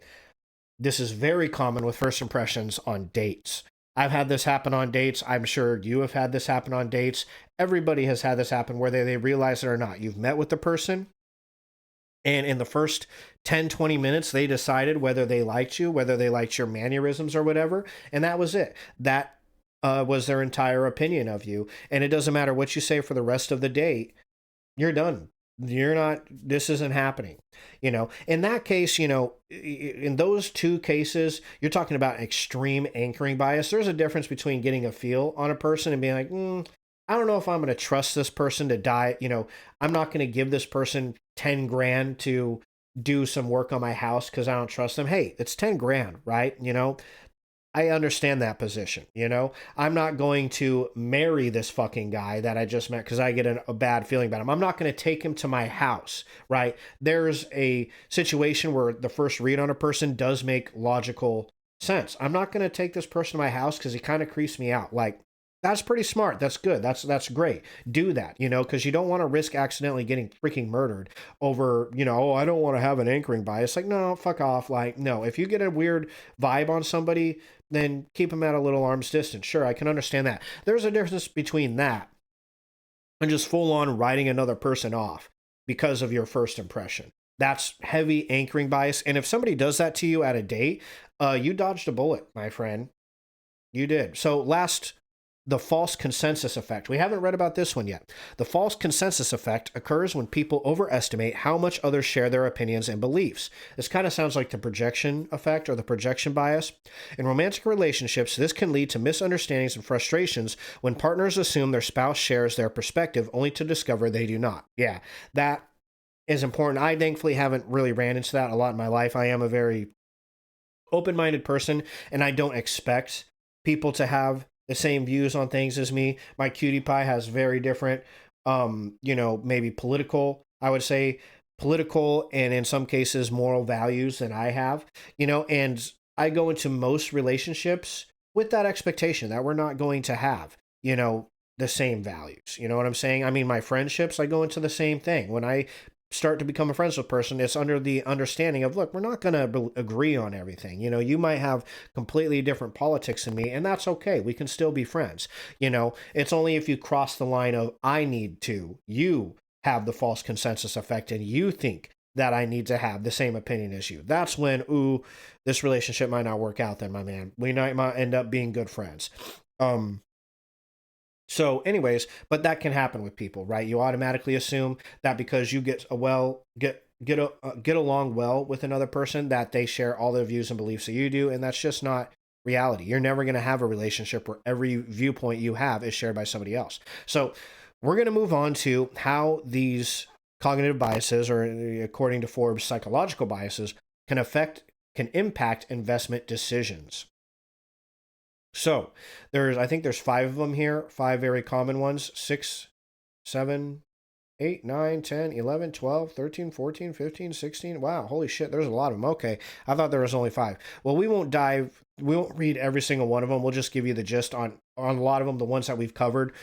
We don't need to recover it. We'll just go ahead and give you how that can affect your investment decisions, okay? Because cognitive biases can have major effects on investing. In fact, one of the best personal finance courses I ever did, the first half of the course was exclusively just on cognitive biases, which I already had a little bit of experience with from reading in different psychology books and therapy, but never even considered how is it affecting how I invest my money, right? Turns out a lot. So a big one, loss aversion, the fear of letting go. Loss aversion refers to the human tendency to prioritize avoiding losses over acquiring equivalent gains. In investing, this bias can lead individuals to hold on to losing investments in the hope of recovering losses. Tayat Duria, CEO of real estate syndication firm Turbine Capital and host of Passive Income Pilots podcast, witnesses this firsthand with investors. Loss aversion is certainly a factor when we see investors hold on to perceived financial safety of 401ks and mutual funds while shying away from diversification, which diversification is to some extent important. There is such a thing as too much diversification within a portfolio, but realistically, you want to have diversification. Funny enough, diversification helps reduce losses. That's a whole nother topic, though. This reluctance may hinder portfolio performance and prevent investors from reallocating funds to potentially more profitable opportunities. So that's a big one. When you're too afraid of having to accept those losses, loss aversion takes the form of, it can do multiple things. It isn't just, oh, I refuse to sell a losing It isn't just that I refuse to sell a losing stock, because that actually, I almost feel like that can fall. I mean, that is a form of loss aversion, but it can fall into a sunk cost fallacy too, where somebody's like, no, I have put so much money into this stock, I'm not going to let it go until it goes back up again and I earn my money back, which might be another 5 years. And in the meantime, you could take that money out. Yeah, it's at a loss, but you can take it out, put it into, write those losses off on your taxes, and then put that money into a better investment that would start gaining tomorrow versus here in 5 years, right? But loss aversion can also manifest itself in just a plain ass fear of investing. You get people who they just don't want to invest in stocks. They refuse to even dive into it. They don't even want to look at it. They might have a whole big ass chunk of change in the bank that they could put into even just a mild investment account, just a very low risk investment account, and they're just too worried to. Or some people, I know people who have a lot of money. They're not particularly old. Therefore, there's no real reason for them to focus on those safer. Usually, if you're older, you want to, especially if you're talking about a retirement account, you want to hold that money in safer investments because you're old. You're going to need it here sooner. When you're younger, you can afford to make more risky decisions because you're younger. You have more time to recuperate that money back before you're old and you need it to retire. But I know some people who have a lot of money and they aren't particularly old, so they should be in that stage in life where they're willing to take risks with their money, but they invest mostly in certificates of deposits, in CDs with banks, which have a right now they have a pretty decent interest rate, but most of the time they don't. For the last several years they've had horrible rates. You're not earning enough from your CDs to even cover even a fraction of the inflation of this year, right? So your loss aversion is actually not just stopping you from making money by you're too afraid to put money in the stock market and risk losing it, which I guess I think that would be more considered risk aversion, but loss aversion and risk aversion are very similar. They kind of go hand in hand. You're afraid of risk because of the perceived potential for loss. You're afraid of loss, kind of two sides of the same coin, more or less, right? But you would be better off. You're not just not making money, you're losing money because inflation is going up and your investments aren't making enough to even cover inflation. So the value of your dollar is going down. Very popular in investing. So cognitive dissonance, conflicting realities. So cognitive dissonance. Cognitive dissonance arises when individuals experience discomfort from holding conflicting beliefs or engaging in behaviors that contradict their values. In the world of investing, cognitive dissonance can manifest when an investor realizes that a chosen investment is underperforming. So that's when it can manifest. Dr. Matt Johnson, a neuroscientist and author of Branding That Means Business, explains, to reduce discomfort, individuals might rationalize their decision by seeking out justifications or avoiding the issue altogether, many times without being aware of why they are doing so. In investing, the above can lead to holding on to losing positions longer than warranted, resulting in missed opportunities. So it can kind of result in the same thing as loss aversion. I don't know too much about, I never really actually covered cognitive dissonance in my personal finance courses, but there it is. Forbes just told you what it is. Confirmation bias, we already went over that. So in the realm of investing, confirmation bias can lead investors to gravitate towards news and analysis that aligns with their optimistic or pessimistic outlook on a particular stock or market trend. As a result, investors may ignore or downplay information that contradicts their viewpoint, potentially binding them to the full spectrum of potential risks and rewards. So yeah, in a nutshell, you have a specific idea of a company, you fucking love a company, and you want to invest in this company because you want this company to succeed. Maybe because you're ideologically predisposed towards the same, you're ideologically connected with this company. This company believes in climate change, and so do you, and so you want to support them. Not outrightly a bad thing. Support the people who believe in the things that you also believe in. That's good. That's fine. That's wonderful. Do that. But don't ever let it, in the world of investing, you definitely don't ever want it to get to a point where you are investing in a company that just isn't doing good. Yes, this company might be doing something you believe is good, but that doesn't mean that they're doing good business. It doesn't mean that they're making money. And if they're not making money, the value of that company is going down. And if you're buying stocks in that company, your money is going to go down. You're going to lose on that. So that's how confirmation bias can dive into the world of investing. I hope at this point you've realized confirmation bias itself can affect almost every area of your life. It's a pretty powerful one. Same with this next one, availability heuristics, the power of the present. We've already gone over what that one is, so I'm going to skip ahead. In the context of investing, this bias, availability heuristics, can lead to decisions based on the latest news or recent market performance rather than considering historical data or long-term trends. The availability heuristics can distort investors' understandings of an investment's potential, causing them to miss out on valuable insights that might be less immediately accessible. So that's essentially, this is a very, very common one in investing. You subscribe to The Motley Fool or some other investment magazine, which for the record isn't entirely, those aren't entirely bad outlets. They do have experts that work there that do some amount of research. The reality is you don't know how much research they're doing. You can't look at what the exact research is that they're doing and know for sure if it's the right research or enough research to give you the opinion that they're giving you, which is, you invest in, say, that, or another one is Seeking Alpha. I have a subscription to Seeking Alpha. I really enjoy that website. They give you stock picks. Some people will get a pick from a website like this and immediately just go with it.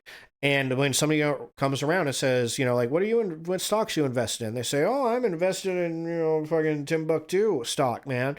And they're like, oh, God, why are you investing in that, man? Don't you know that this whole thing just is happening right now? The fucking price of this just raised up, which means their prices are going to get higher. And they just laid off a whole bunch of employees. And there's a good chance that their particular market is going to take a nosedive because we're leading to a recession.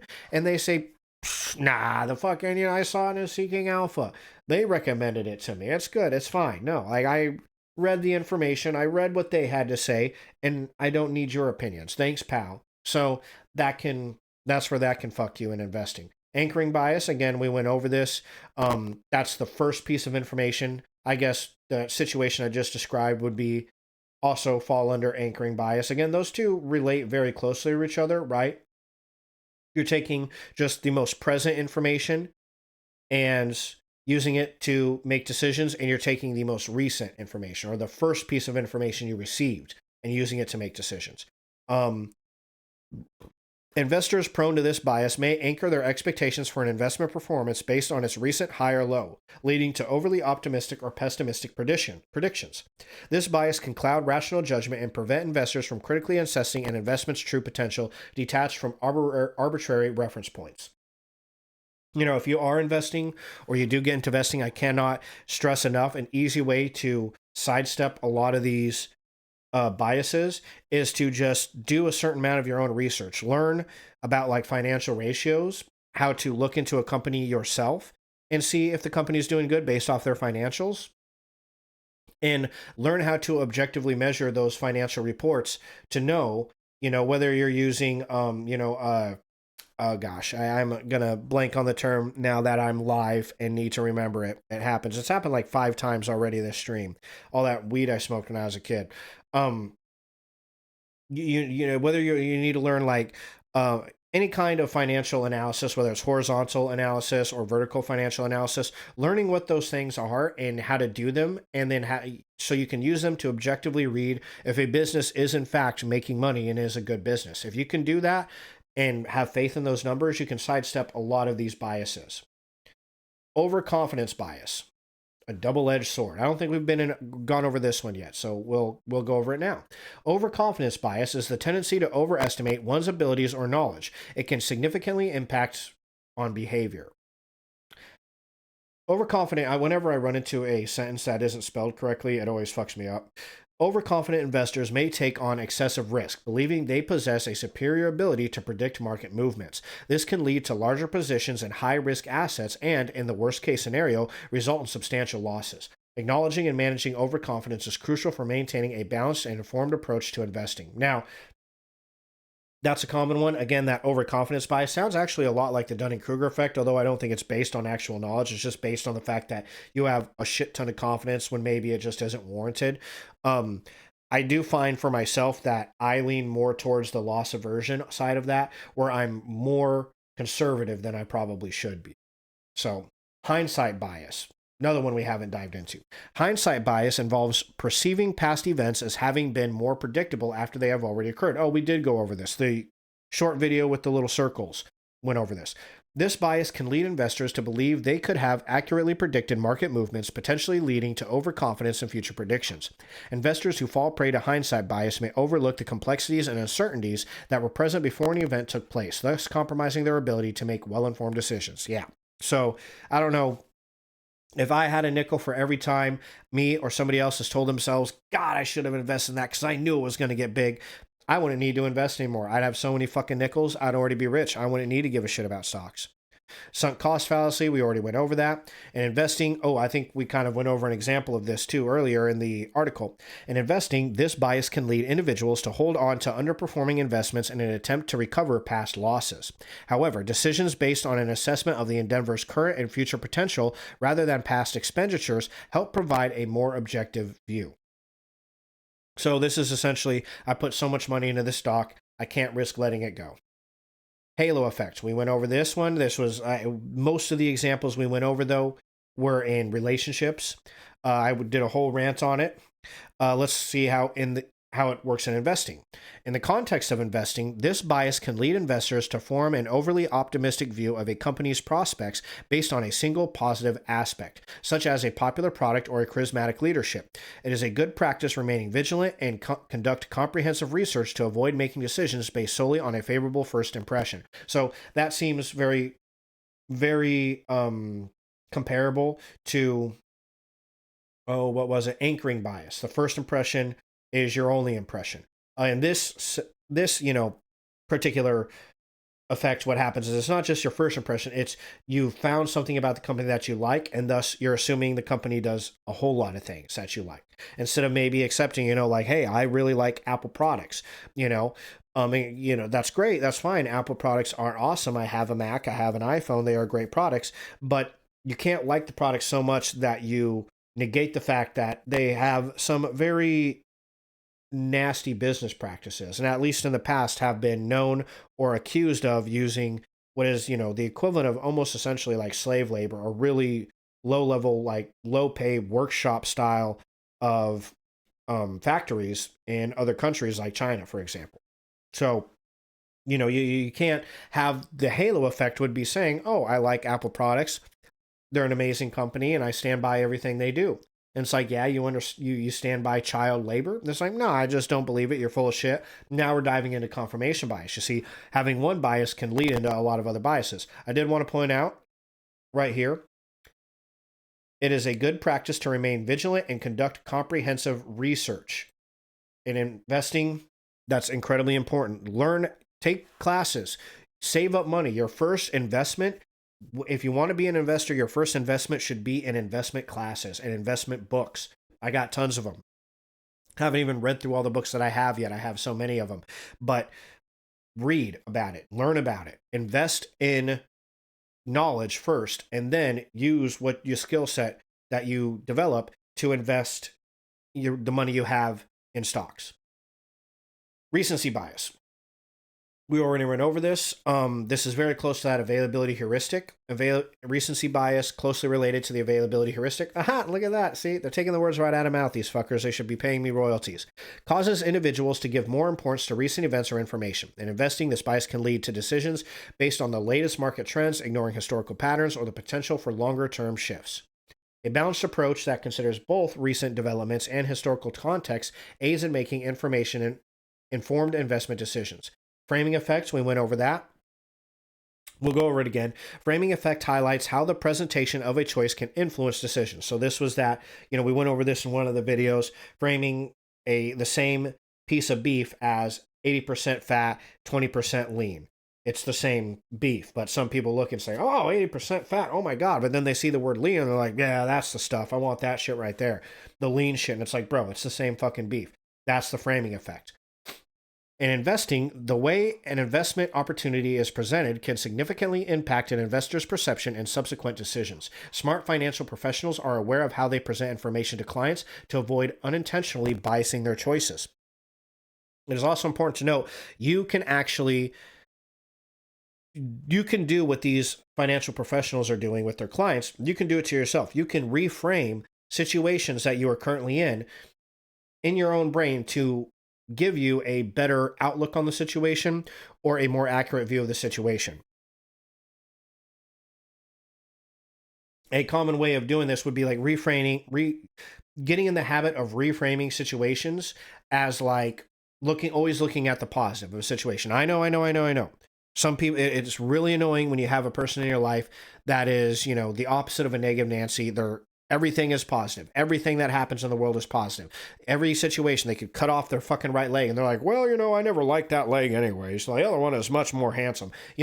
Those kinds of people can be like, oh, bro, at some point you need to stop looking at everything through your fucking rose-colored goggles, But it is beneficial to at least be able to get into the habit to, once a bad situation happens, sure, get angry, get upset, let those emotions out, let them out, don't let them boil and stew inside you. And then once those emotions are out, get in the habit of immediately reframing the situation as, okay, what good things can I get from this situation? If I start putting my nose to the grindstone or start evaluating the situation, if I start taking action, whatever that may be, how can I make this situation better? What good can I get out of the situation if I start working towards a better outcome? What are those better outcomes that are available to me?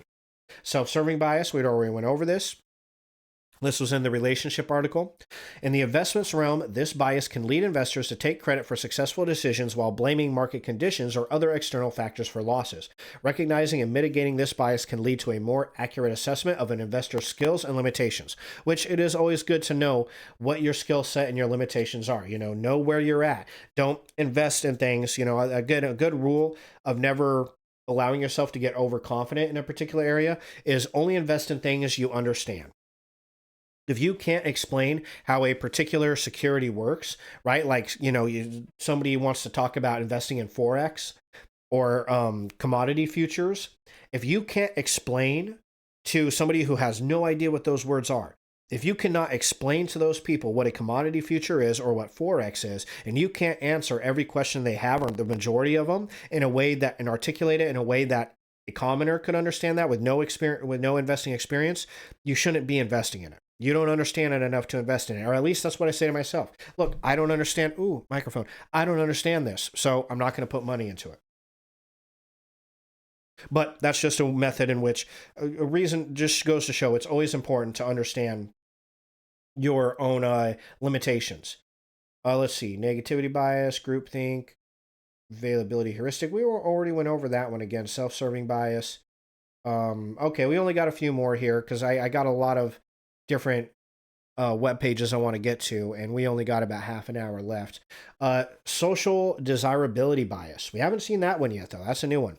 The social desirability bias leads individuals to present themselves in a favorable light or respond in a socially acceptable manner.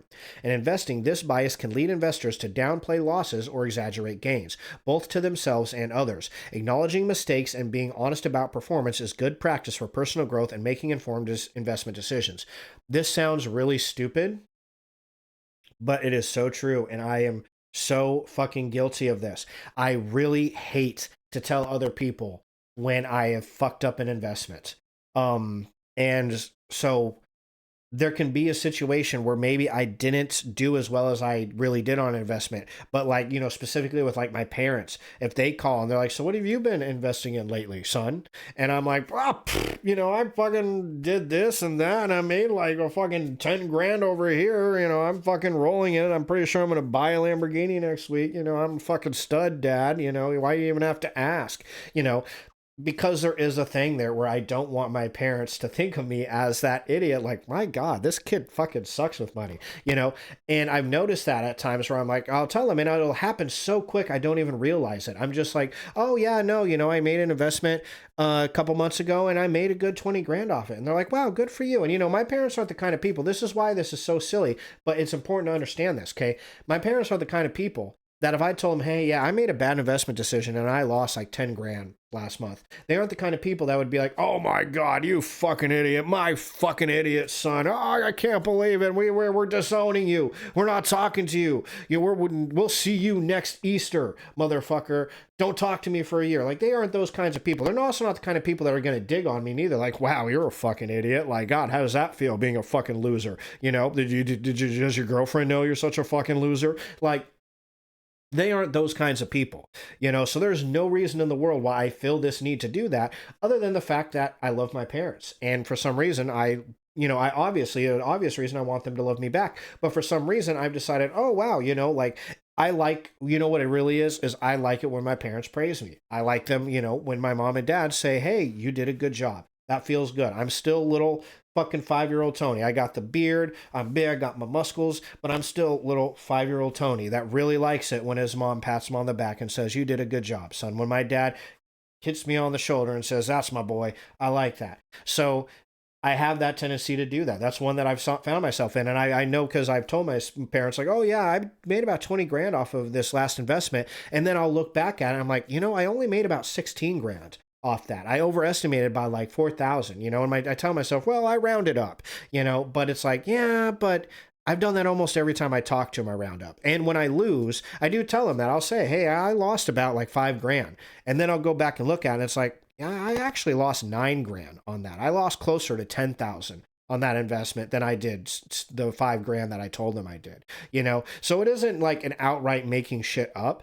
but it is where I'll slowly edge and I'll tell myself, oh, I'm just rounding up, I'm just rounding down. But you're kind of not. Social desirability bias. Very interesting. We already went over availability heuristics. I imagine this is another no, it doesn't actually. It just repeats the same thing. Groupthink. This is an important one. We are going to go over this one.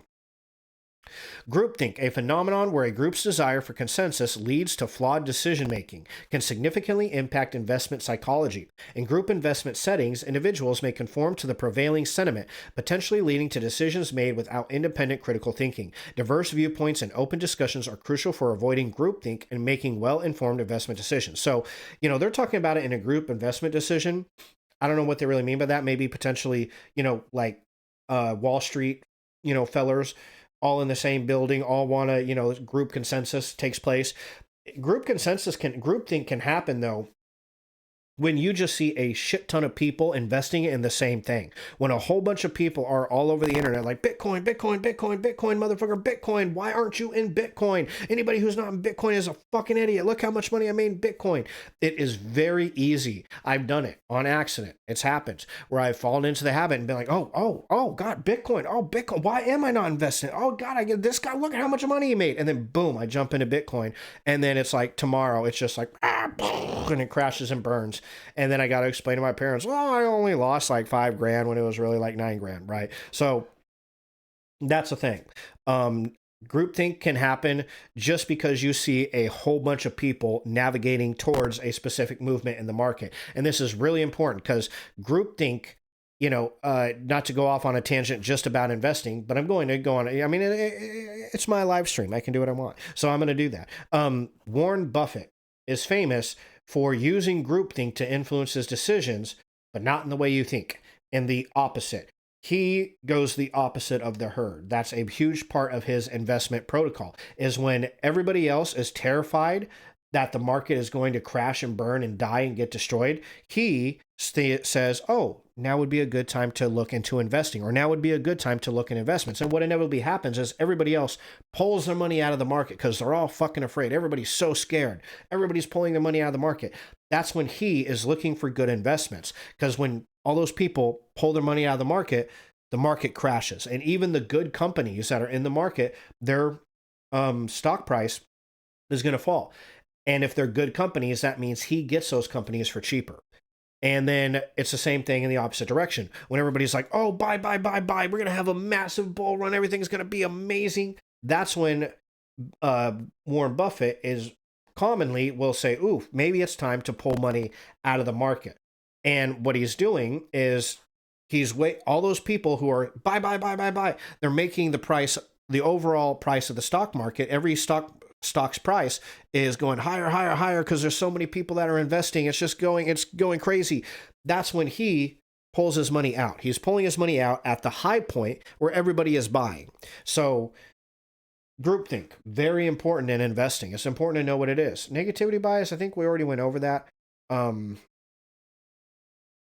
Yeah, fundamental attribution error. This is the last one, so let's just go over it. And I don't think we've been over this one. If we have, it was probably in one of the videos and I forgot. So the fundamental attribution error, which involves attributing others' behavior to internal characteristic and one's own behavior to external factors, can impact investment psychology. So we did go over this in one of the videos. I do remember that. Investors can recognize this bias to avoid incorrectly attributing others' investment success solely to their skills, potentially leading to skewed perceptions of risk and reward. So there you have it. A couple ways in which these various biases can affect how you invest. We're going to move on quickly to the next slide. Actually, not quickly. I only have 20 minutes left in the stream, but I do need to grab some water real quick. So just hang tight.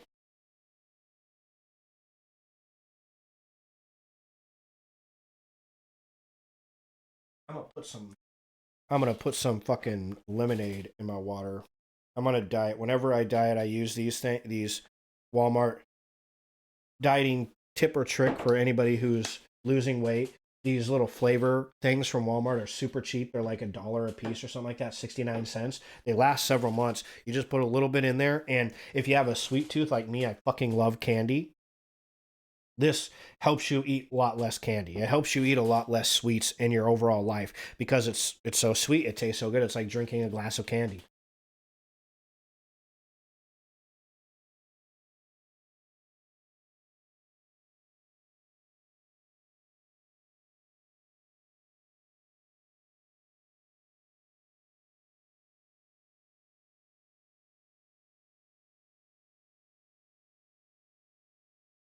Okay.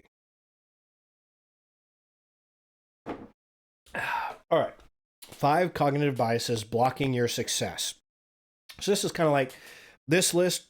Thank God we only got 5 this time, so we can get through it pretty quickly. And we've already gone over most of these biases. So we'll just kind of give you the rough of how this particular bias affects your professional career. Availability bias. Okay, so the availability bias is a natural human tendency to become more biased towards information that's easy to access mentally. Okay. Tuft and Goldbach offer the real-world example of a media company executive who refused to accept that a small number of cord cutters would dramatically change the media landscape. The segment of people who wanted to watch what they wanted when they wanted was only 1.75% of the market at the time of the meeting, and so the executive dismissed cord cutters as inconsequential. The executive and his company completely missed the trend towards streaming content. It was challenging for the executive to see the possibility of cord cutting simply because the concept wasn't mentally accessible to him, according to the authors. That's an example of a fella you allowing his availability bias to fuck up his company. Poor guy. So here's status quo bias. This is where you want things to remain the same. Again, another name for the status quo bias is the conservatism bias. Okay. This bias, of course, explains why feelings of depression and anxiety have soared during the pandemic. We simply don't like things to throw off our present reality. In business, however, it's important to realize that status quo bias prevents companies from remaining competitive. For example, management teams almost always consider the risks of launching a new product. It may not work as well as we anticipate. There's no way sales will go for it. Our channels won't want to stock it. Those are things that the management team is telling themselves. As a result of these attitudes, the teams shutter the project to avoid risk. That's a status quo bias in action. We prefer that things remain the same rather than risk a loss, an outcome that may not work out as well as expected. Here's the key. In a world of exponential change, we're often taking a bigger risk by not taking action and staying in place. So this, you see the words avoid risk. Status quo bias, it seems very similar to loss aversion, risk aversion, right? But that's an example of it affecting a business. Egocentric bias. We haven't gone over this one, so we'll read the whole thing. The egocentric bias means we tend to overweight our point of view over the point of view of others. This might be that. I think there's some biases that we've read that are similar to this. In business, leaders give into egocentric bias when they pay more attention to data that supports their point of view and less attention to data that conflicts with it. Okay, see, that sentence right there clears it up. This egocentric bias, I guess, is this. What is this? Forbes again. Forbes, they just got funky names for everything. This sounds very, very much like confirmation bias, right? So that whole sentence right there, paying more attention to data that supports your point of view and less attention to data that conflicts with it. This is confirmation bias.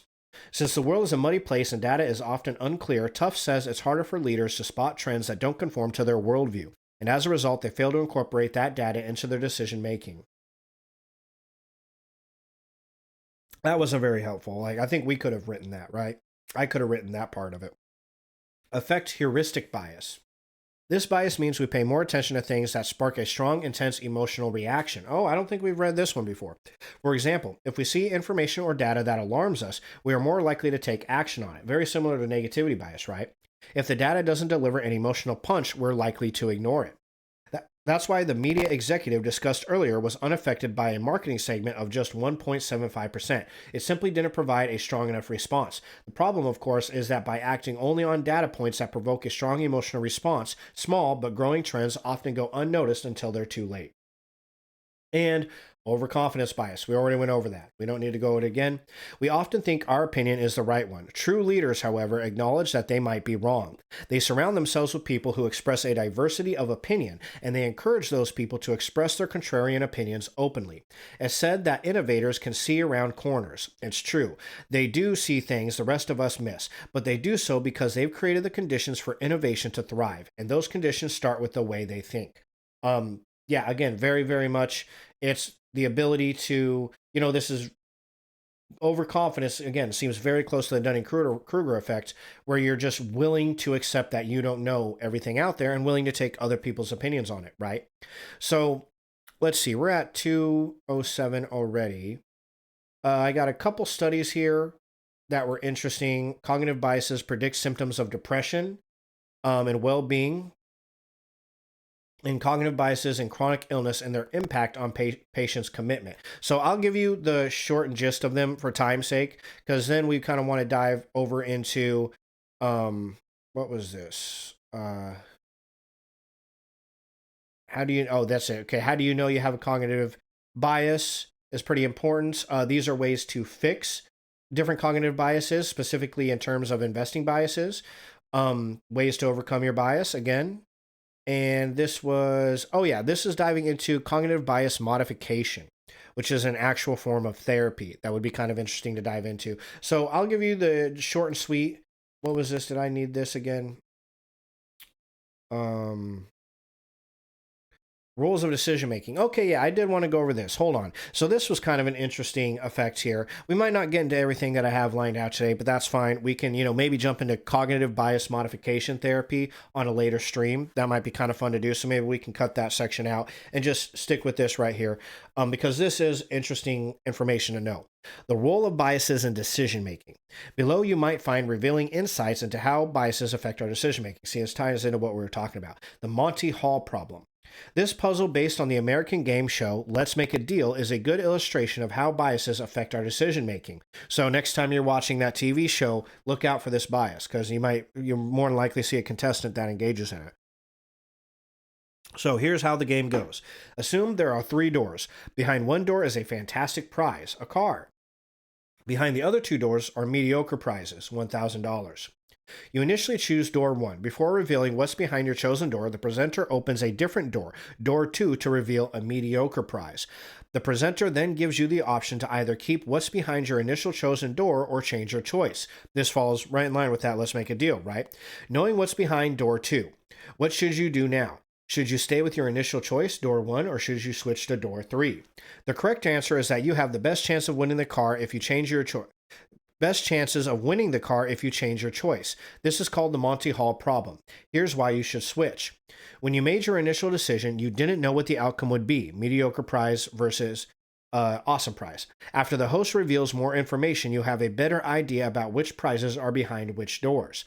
Based on this information, you're more likely to find the car if you change your chosen door, an improvement from odds of 1 in 3 for your initial choice to 2 in 3 if you switch. Despite the statistics being in favor of switching, most people are hesitant to abandon their first choice and don't accept the offer to change it. Interesting. I actually would have thought it would have went the opposite way. That, yeah, now that you know one door has a mediocre prize, you know that your odds are better, but your odds are still the same. It doesn't matter what door you choose. That doesn't change the fact that you're still 1 in 2 chance of getting your prize because it's only 2 doors left. What's happened behind that third door, the only information now that you have is, okay, my door still has the opportunity to be that prize. But maybe I'm wrong on that, You'll have to decide what you think. So here's other 2 popular experiments they did to further illustrate the effect of cognitive biases. So these are 2 common experiments. One is anchoring and adjustment. Tversky and Kahneman found that our estimates are heavily influenced by the first number given to us. For example, participants were asked to estimate the percentage of African countries in the United Nations.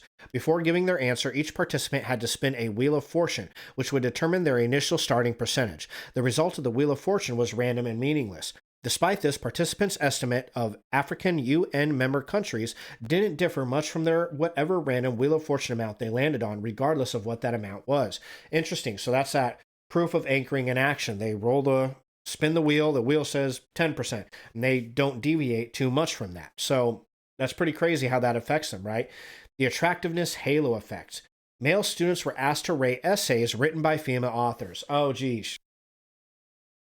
This is going to be exciting, okay, because I don't know if this is going to lead into that Disney princess thing or not, but we'll see. The quality of the essays varied. Some were written poorly and others were written well.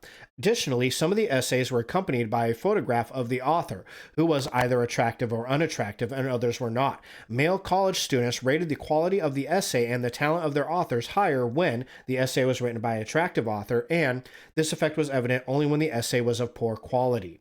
In this study, the male students demonstrated the halo effect, applying the perceived attractiveness of the female author to the quality of the paper. Now, before anybody says anything, this happens with girls too. This is one experiment that they did with men.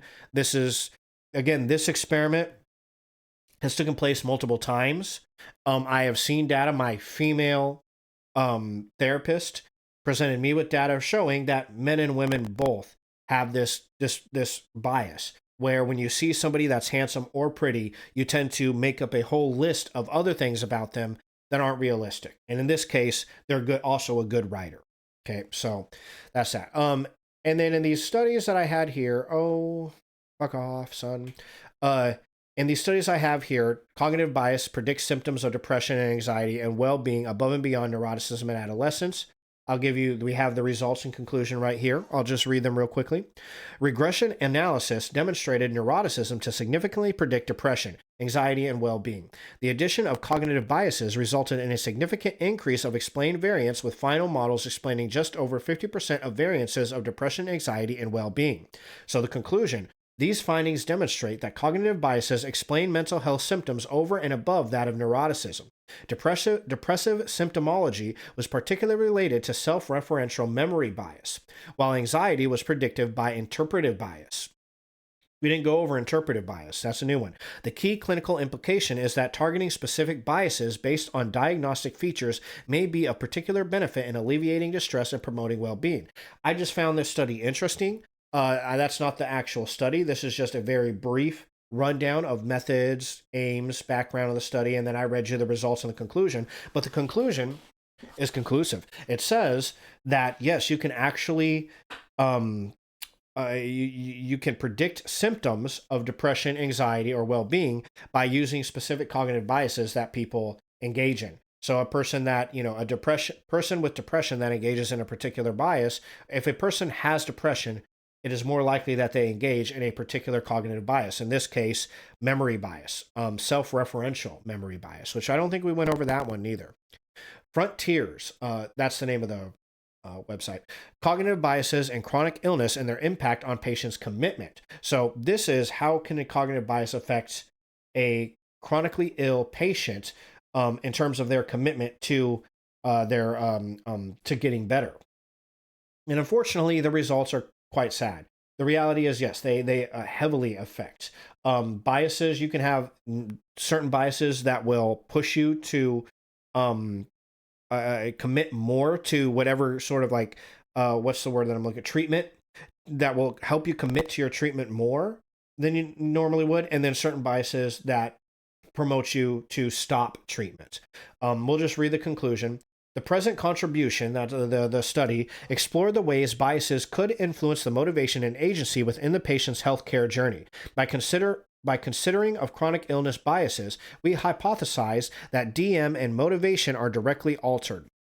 DM. We're going to have to define that. DM is healthy behavior while some of the humans cognitive so that there's biases. Decision making. Okay. So, I'm going to reread that. No. Here we are. Okay.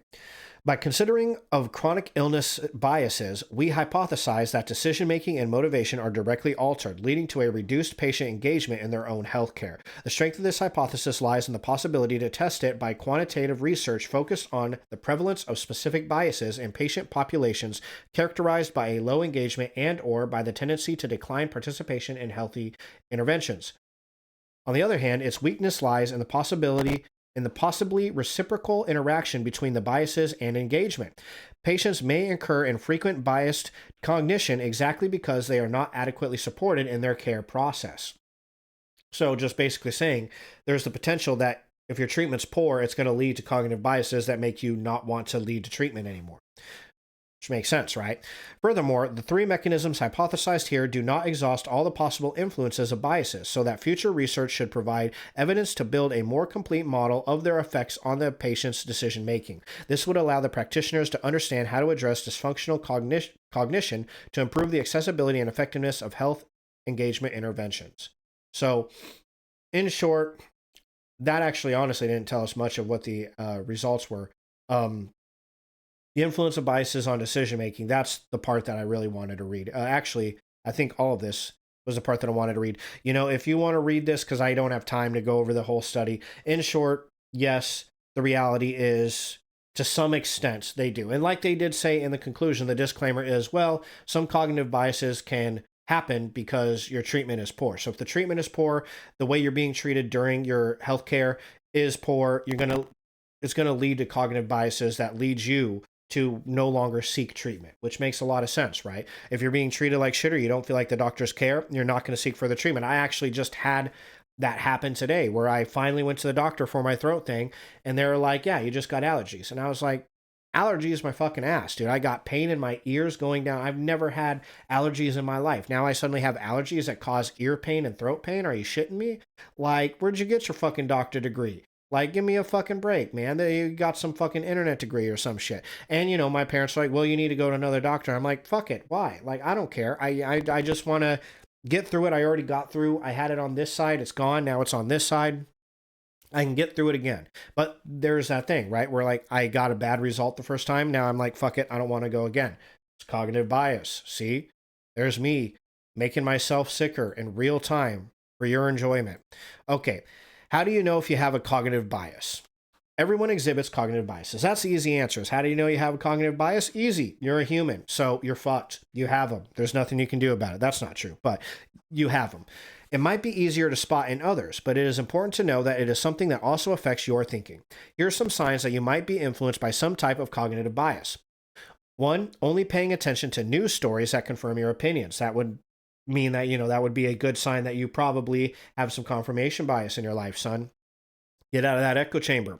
2, blaming outside factors when things don't go your way. I forget what cognitive bias that is, but yeah, be careful of that. If you're constantly the kind of person that's always like, well, I couldn't do this or do that in life because of this, because of that, and then that asshole did this, and that's why I couldn't go there. And it's like, well, you know, is this all because of everybody else, or is, you know, your decision? You know, how often do you think about what you did to contribute to the shitty situation you're in? 3, attributing other people's success to luck, but taking personal credit for your own accomplishments. This is a big one. You know, it's very easy to look at other people and think, oh, you know, like talking about the privilege thing we talked about earlier. Oh, that person, they got pretty privileged, so it was easy for them to get a job. They just had to look good in the interview. You know, I had to work hard in my interview to get people to hire me because I'm ugly. That's that. Is that really true? Like, did that pretty person not work at all? Did they just look pretty and that's why they got the job? Or did they come in there and they ace that shit because they spent less time thinking about other people and more time thinking about how can they get this job, right? 4, assuming that everyone else shares your opinions or beliefs. That was that, you know, I forget the name of that one too. Man, I got to do something about my memory. It's just going to shit nowadays. I blame it on my throat. Does that make sense? Recency bias. Assuming that everyone else shares your opinions or beliefs. That's a pretty common one. If you find yourself in the habit of doing that, that's not a good thing. Number 5, learning a little about a topic and then assuming you know all there is to know about it. That's a big one. I see people do this all the time. I've done this where I watch a YouTube video. I'm like, I'm a fucking genius. I just did a 2-hour stream on cognitive biases, dog. What the fuck you got to tell me, son? You psychologists know nothing. I am the fucking G on this. So that's, you know, that's where that can, you know, very easy to do. Very easy to assume that because you just had 8 different web pages on this particular topic described to you that you now know a lot about it, right? Easy thing to do. Here we go into types of cognitive biases. We already went over that. We'll go ahead and get out of there. So this is really where I wanted to finish up. Technically, I should end the stream. I'm going to go another 10 minutes longer because it would be horrible if I just gave you guys, so here's all the cognitive biases. Well, there you go. Goodbye. Nothing you can do about it. Let's go over some methods for helping cognitive biases. Let's do that, right? So overconfidence bias in investing. To overcome this cognitive versus emotional bias, consider seeking input from financial advisors and carefully analyzing the past performance of your investment decisions. If I'm going to stop for a second. If this article, if their answer to every bias is just seek out a financial advisor, then we're not going to continue. We'll read like the first 2 or 3. And if it goes that way, we're just going to move on to the next article, which is about the same thing. So we're not losing much. But yeah, that we don't, you know, yes, you should. It's always good to seek a financial advisor if you can afford one, if you have enough money that it's worth doing it. But that's not a placeholder for fixing your own bias. You know, you do want to fix your own bias. If you have overconfidence bias in one area of your life, there's a likelihood that you're going to have it in another area of your life, right? It isn't 1 for 1. It isn't guaranteed, but there's a good possibility, right? So really, you should seek to overcome it, not just, oh, well, I am overconfident, therefore I should just go ahead and have somebody else take care of this for me. No. That's not fixing the issue. That's avoiding the issue. So if that ends up being their, which I don't know yet, I'm reading this for the first time, if that ends up being their method for getting over it, well, click out of this bullshit because that's not how it is. Carefully analyzing past performance of your investment decisions. That's always a good thing to do. Conducting a pre-mortem exercise, imagining potential outcomes of an investment strategy 10 or 15 years in the future can help develop more rational decision-making processes. This approach helps you logically evaluate potential pitfalls and adjust your investment strategy accordingly. Yeah, so there are a couple different things you could do. That was better. The rest of the paragraph was really, really good, actually. So carefully analyzing past performance. If you are overconfident, or if you're in the other camp where you lack serious amounts of confidence, it really, really helps to go over past mistakes. When it comes to like the investing world, I actually have, every time I sell out of an investment, I have a calculation I do at the end. What was my total gains? You know, what were my gains from interest? What were my gains from what were my capital gains? What was the oh god damn it. See, now I'm forgetting this word too. What was the, how much did I make off of it as a percentage of my initial investment? If I invested $1,000 and I made $100 off of it, that'd be a 10% gain, I guess. You know, there's an actual term for this and I just can't remember it in the investment world. I do this calculation and then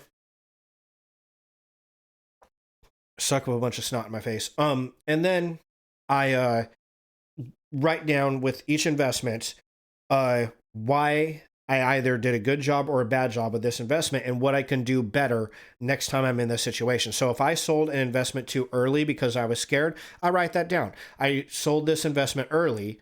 Didn't make as much as I could have. I did that because I saw something in the news that freaked me out. And so I sold the investment.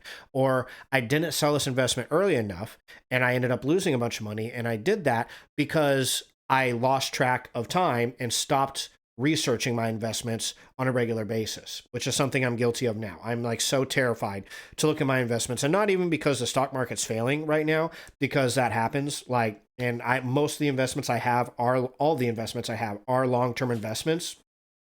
But there is a couple investments I have that are short-term bonds that I invested in about a year ago, specifically because I figured Donald Trump would be pushing Powell to lower those interest rates. And at some point, Powell is going to, I think it's his name, Powell, the head of the Fed, he's eventually going to lower them, the pressure, and just the fact that he wants the economy to do better. And this is something that a lot of people believe does make the economy better, is lowering those interest rates so business becomes cheaper. Eventually, he's going to fold under that pressure and under that thought, and he's going to do it at some point. And when he does, I have bonds that have really high interest rates that are going to be worth a lot of money because I bought them at a massive discount. But I've been in a situation, and I'm in that situation now, where I just don't have the time to sit and research these bonds once every week like I'm supposed to, just to see what's in the news with these companies. Because if there's something bad happening with one of these corporations, then even if he does decrease the interest rate, there might be a chance that I don't ever get that money back because nobody's going to want to purchase that bond. You know, I did purchase it at a discount to par value, so I'll still be getting some money back, but not as much as I could have if I would have taken that money out and invested it in a better company that had a really high interest rate. That's a whole bunch of technical mumbo jumbo. But still, analyzing past performance, it's a good idea to take every, you know, and you can do this in anything in your life. Do this if you're a football player. Analyzing every past game, what you did right, what you did wrong, how you can improve on that, keeps you from getting too overconfident because you're going to analyze your failures, right? Okay, herd mentality. Let's see, where does it get into? Okay, professional financial advisors play a vital role in helping clients identify and overcome herd mentality. By assessing investments based on factual market conditions rather than emotional responses, advisors can guide clients towards more rational decisions that align with their long-term financial goals. Okay, so there you have it. Oh, just go to a financial advisor, which I imagine, what is this? Mason, WM-EDU. I don't know, but that very well could be. I doubt it. But anyways, continuing. Yeah, that is, sure, you can do that. But herd mentality, again, a big part of that is learning how to do financial ratios. Think of, I'm trying to think of another scenario where you might have herd mentality and that might be a bias you're engaging in. There's a lot of them, but herd mentality, because, herd mentality can happen with like style trends. where suddenly everybody likes skinny jeans. You're like, oh, I'm going to get fucking skinny jeans. You're like, that's a herd mentality. But it's not a very harmful bias to have. It's not going to fucking kill you to wear skinny jeans. It's going to hurt your pecker a little bit. Take my advice. Take my word for it. But it isn't going to destroy your life. So it's not really something you should give a fuck about or need to worry about, avoiding. So here we go. So this is loss aversion. Again, a really big one in investing. To overcome this emotional investing bias, investors must develop predetermined exit strategies and assess investments based on current market value rather than initial trading prices. Financial advisors often help clients identify this bias by encouraging them to, 1, evaluate investments objectively based on factual market conditions. So loss aversion, these are things to do for that. Avoid emotional attachment to specific assets. Implement systematic portfolio review processes. Establish clear criteria for both buying and selling decisions. And focus on overall financial stability rather than individual investment declines. So, again, a big one there is, for me, they kind of mention it here, having a predetermined exit strategy. Saying, okay, when this investment makes a certain percentage of what it's made, I'm going to put a... oh shit. Now I can't believe I'm forgetting this word. Oh my God. I'm going to put a sell. Oh God, I can't remember the word. It's killing me. I'm essentially going to put a sell order. Fuck me. Jesus balls. I'm going to put a sell order on it that only takes effect if the price drops below say you've made 10% gains on an investment. You put a sell order on the investment that's always there. Stop loss order. Phew, fucking Christ, why was that so hard to remember? I've read that so many times. Stop loss order at 5%. So if your investment decreases back down to 5%, it automatically sells and you gain that 5%. That 5%, you still have it. That 5% gain is still there. So that's a good way to do it. Or if an investment falls below 20%, I automatically get out of the investment. No holds barred, nothing, jump out. Okay, anchoring biases. So to manage, remember anchoring biases is that first impression, right? To manage this behavioral bias in finance, investors and financial advisors should regularly review portfolio performance against current market data, establish systematic approaches for assessing investments based on multiple indicators, maintain comprehensive tracking of market participants and trends, work to develop objective evaluation criteria, and focus on factual market conditions rather than historical reference points. So in just tracking the data, make sure you're constantly tracking where the stock is now instead of focusing on where it was or why you initially got into it. Keep it out of sight, out of mind. And what was the other one in there? Approach all investments from numerous indicators. Again, knowing how to do financial ratios, financial analysis can really help you with that. Okay, and then the last one, confirmation bias. To help clients develop strategies for overcoming this bias, financial professionals recommend actively seeking contrary viewpoints about desired investments. That's a big one. Really, that's the best advice there.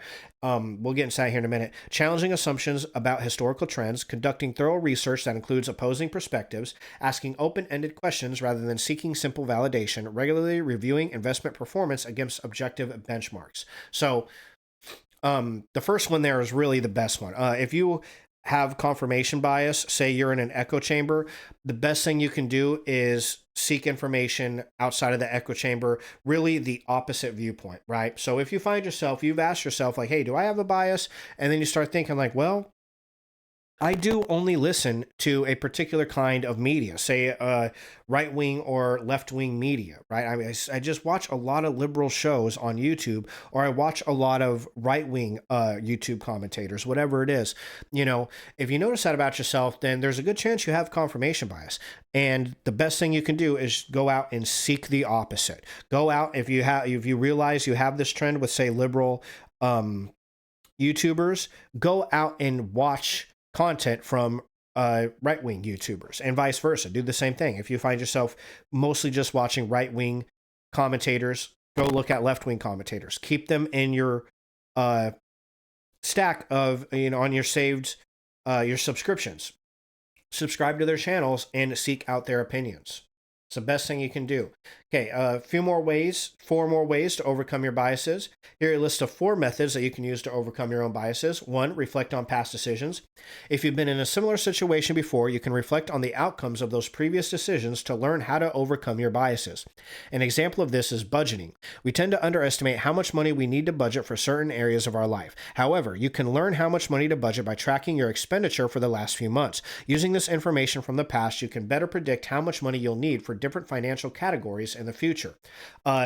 I don't know if you noticed, but that's 2 different instances. I know they're both involving money, but this does go for a lot in life, including like dieting, for example, where tracking your progress matters.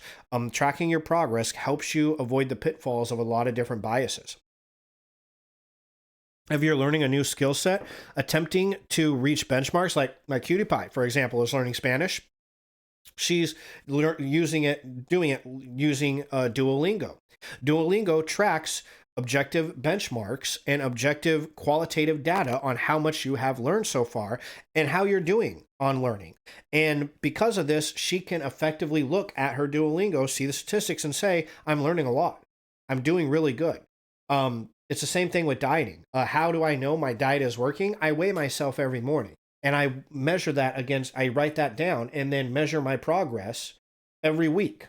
And I can see the average weight of my per week trending downward with my average body fat content. And that's how I know I'm losing weight, and the majority of the weight that I'm losing is fat content and not muscle. So recording data helps with a lot of these biases. Not all of them, but a lot. Include external viewpoints. We kind of just went over this with confirmation bias. There is some evidence that we make better decisions in negotiations when we consult with other people who are objective, such as mediators and facilitators. Therefore, before making a decision, talk to other people to consider different viewpoints and have your own views challenged. Importantly, other people might spot your own cognitive biases. See, that right there is really good. Advice. Talking to other people, especially trusted people, about potential biases you might have is a really good way to learn about how a good way to spot your own cognitive biases in general. It's just a good way to do that. And then also, taking decisions, viewpoints from people who see things differently than you is always a really good idea. We kind of went over that already in the politics area, right? Challenge your viewpoints. That's kind of the same. When making a decision, try to see the weaknesses in your thinking, regardless of how small, unlikely, or inconsequential these weaknesses might seem. You can be more confident in your decisions if it withstands serious critical scrutiny. That's always, where I get this a lot, where I dive into this a lot, is film critique. Movies. I have, if you don't know, this is a new channel, so the chances are, if you're watching this, you're also new to the channel, right? Every Friday is Film Buff Fridays on this channel, where we go over film reviews, film critiques, in various different methods. Right now, I'm going over film theory. When I'm reviewing a movie, I will absolutely read other people's reviews and critiques. After I've decided what I think of the movie, I will go out and seek out other people's critiques and reviews of the movie. And I actually just talked about this Friday. This happened with the movie Anora. I watched the movie Anora and I was like, I can't believe this fucking movie won an Oscar. Like, it's a good movie and it's funny. It made me laugh a lot of times and it was a good story and there's a lot of good emotion there. The acting was really good. I wouldn't call it a bad movie by any stretch of that word, right? But I was just like, can't believe this movie is Oscar worthy. That's crazy. Like, I did not see that at all, and I made my own basic assumptions of why I thought it won an Oscar, but I was, honestly, I was just kind of like, I just don't see the hype behind this movie. But I went out and read other people's reviews and I ran into some intelligent motherfucker on Reddit. There's a few of them, not a lot, but they're there. And he gave me a view of the movie Anora that I hadn't even considered. The idea that this whole movie was based on challenging romantic tropes in romance and comedy movies and rom-com movies. You have the Prince Charming role here. Charming guy comes in and sweeps a woman off his feet. That was heavily destroyed in this movie, right? They went the exact opposite direction. Prince Charming ends up being a snot-nosed little prick. They challenged the hooker with a heart of gold trope that you see in a lot of these movies. Young girl down on her luck, young girl down on her luck and a literal prostitute. Is really just a down on her luck, amazing young person who just wants to do the best by everybody. And once she finds Prince Charming, she's going to be out of being a prostitute. It challenged that viewpoint. And it said, no, as a matter of fact, this girl throughout the entire movie, Anora, treats the entire relationship like it's just a business transaction. You know, she is angry and upset when this guy doesn't love her, but did she ever fucking love him? The entire time they were getting to know each other, all she cared about was how much money he's going to give her. So it challenges that hooker with a heart of gold trope. And then the tough Russian mob boss trope. Believe it or not, you know, whenever you see these kind of movies, the goons are always the Russian, you know, it does not always Russian. It's Russian, you know, I don't care, Japanese, Italian, you know, whatever, gangsters, the goons of the gang are always big, tough, scary guys. You know, in this one, they appear as big, tough, scary guys. You're ready for them to be tough, scary guys. And they end up being laughable. They end up being fucking funny. They end up being a joke to some extent. They end up being hilarious. Not tough guys at all. In fact, there's multiple scenes in that movie where they are terrified by this tiny little 90-pound woman because she's kicking them in the fucking face and they don't want to hit a woman, you know? So that's not the trope that you usually get with the tough gangster goon guys. And it's just continuous, you know, the happily ever after trope. It's a continuous subversion of popular romantic movie tropes. And once you put it into perspective like that, I was like, wow, that really is unique and neat, and it's inspiring, and inspired me to, it inspired a whole list of ideas for me in my own writing. And then I was like, wow, now maybe I can understand why this movie got a fucking Oscar. So challenging viewpoints. Okay, lastly, do not make decisions under pressure. A final way to protect yourself from relying on your cognitive biases is to avoid making any decisions under time pressure. Although it might not feel like it, there are very few instances when you need to make a decision immediately. Here are some tips of making a decision that can have substantial consequences. Take the necessary time to ruminate. 2, list the pros and cons. 3, talk to friends or family members for advice. And 4, try to poke holes in your reasoning.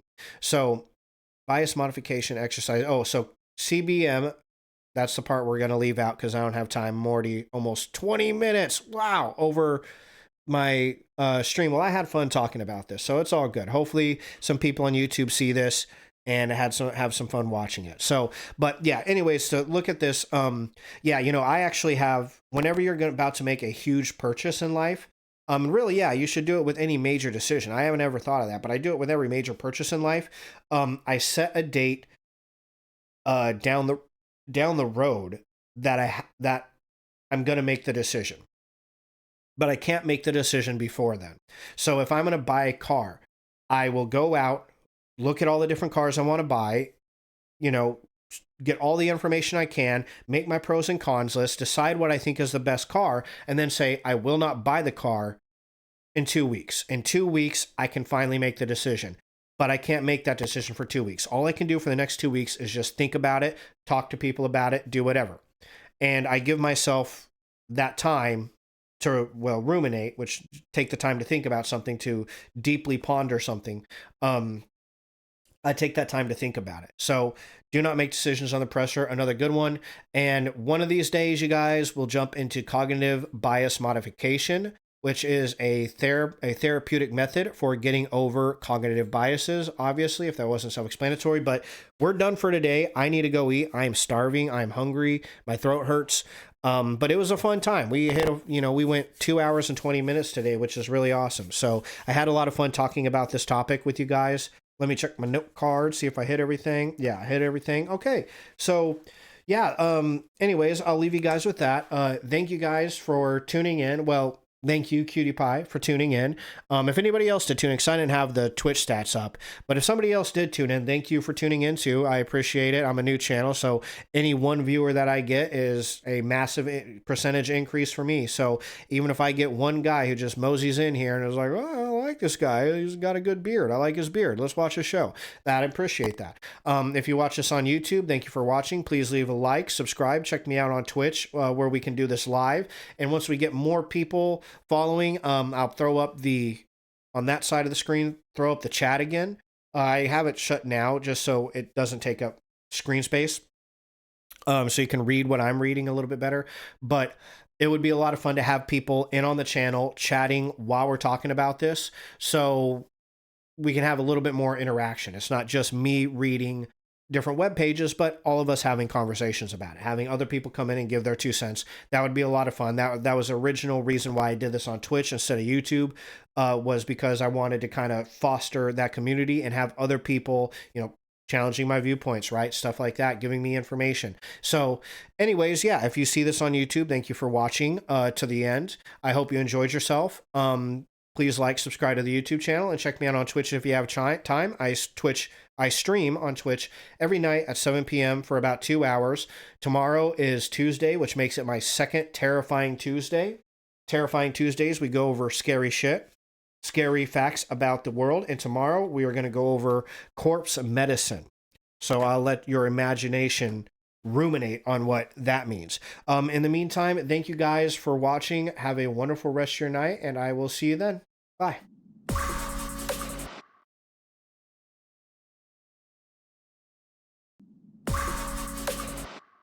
That was the wrong screen. This is my ending screen. Pretty awesome, right? All right. Thank you guys. Bye.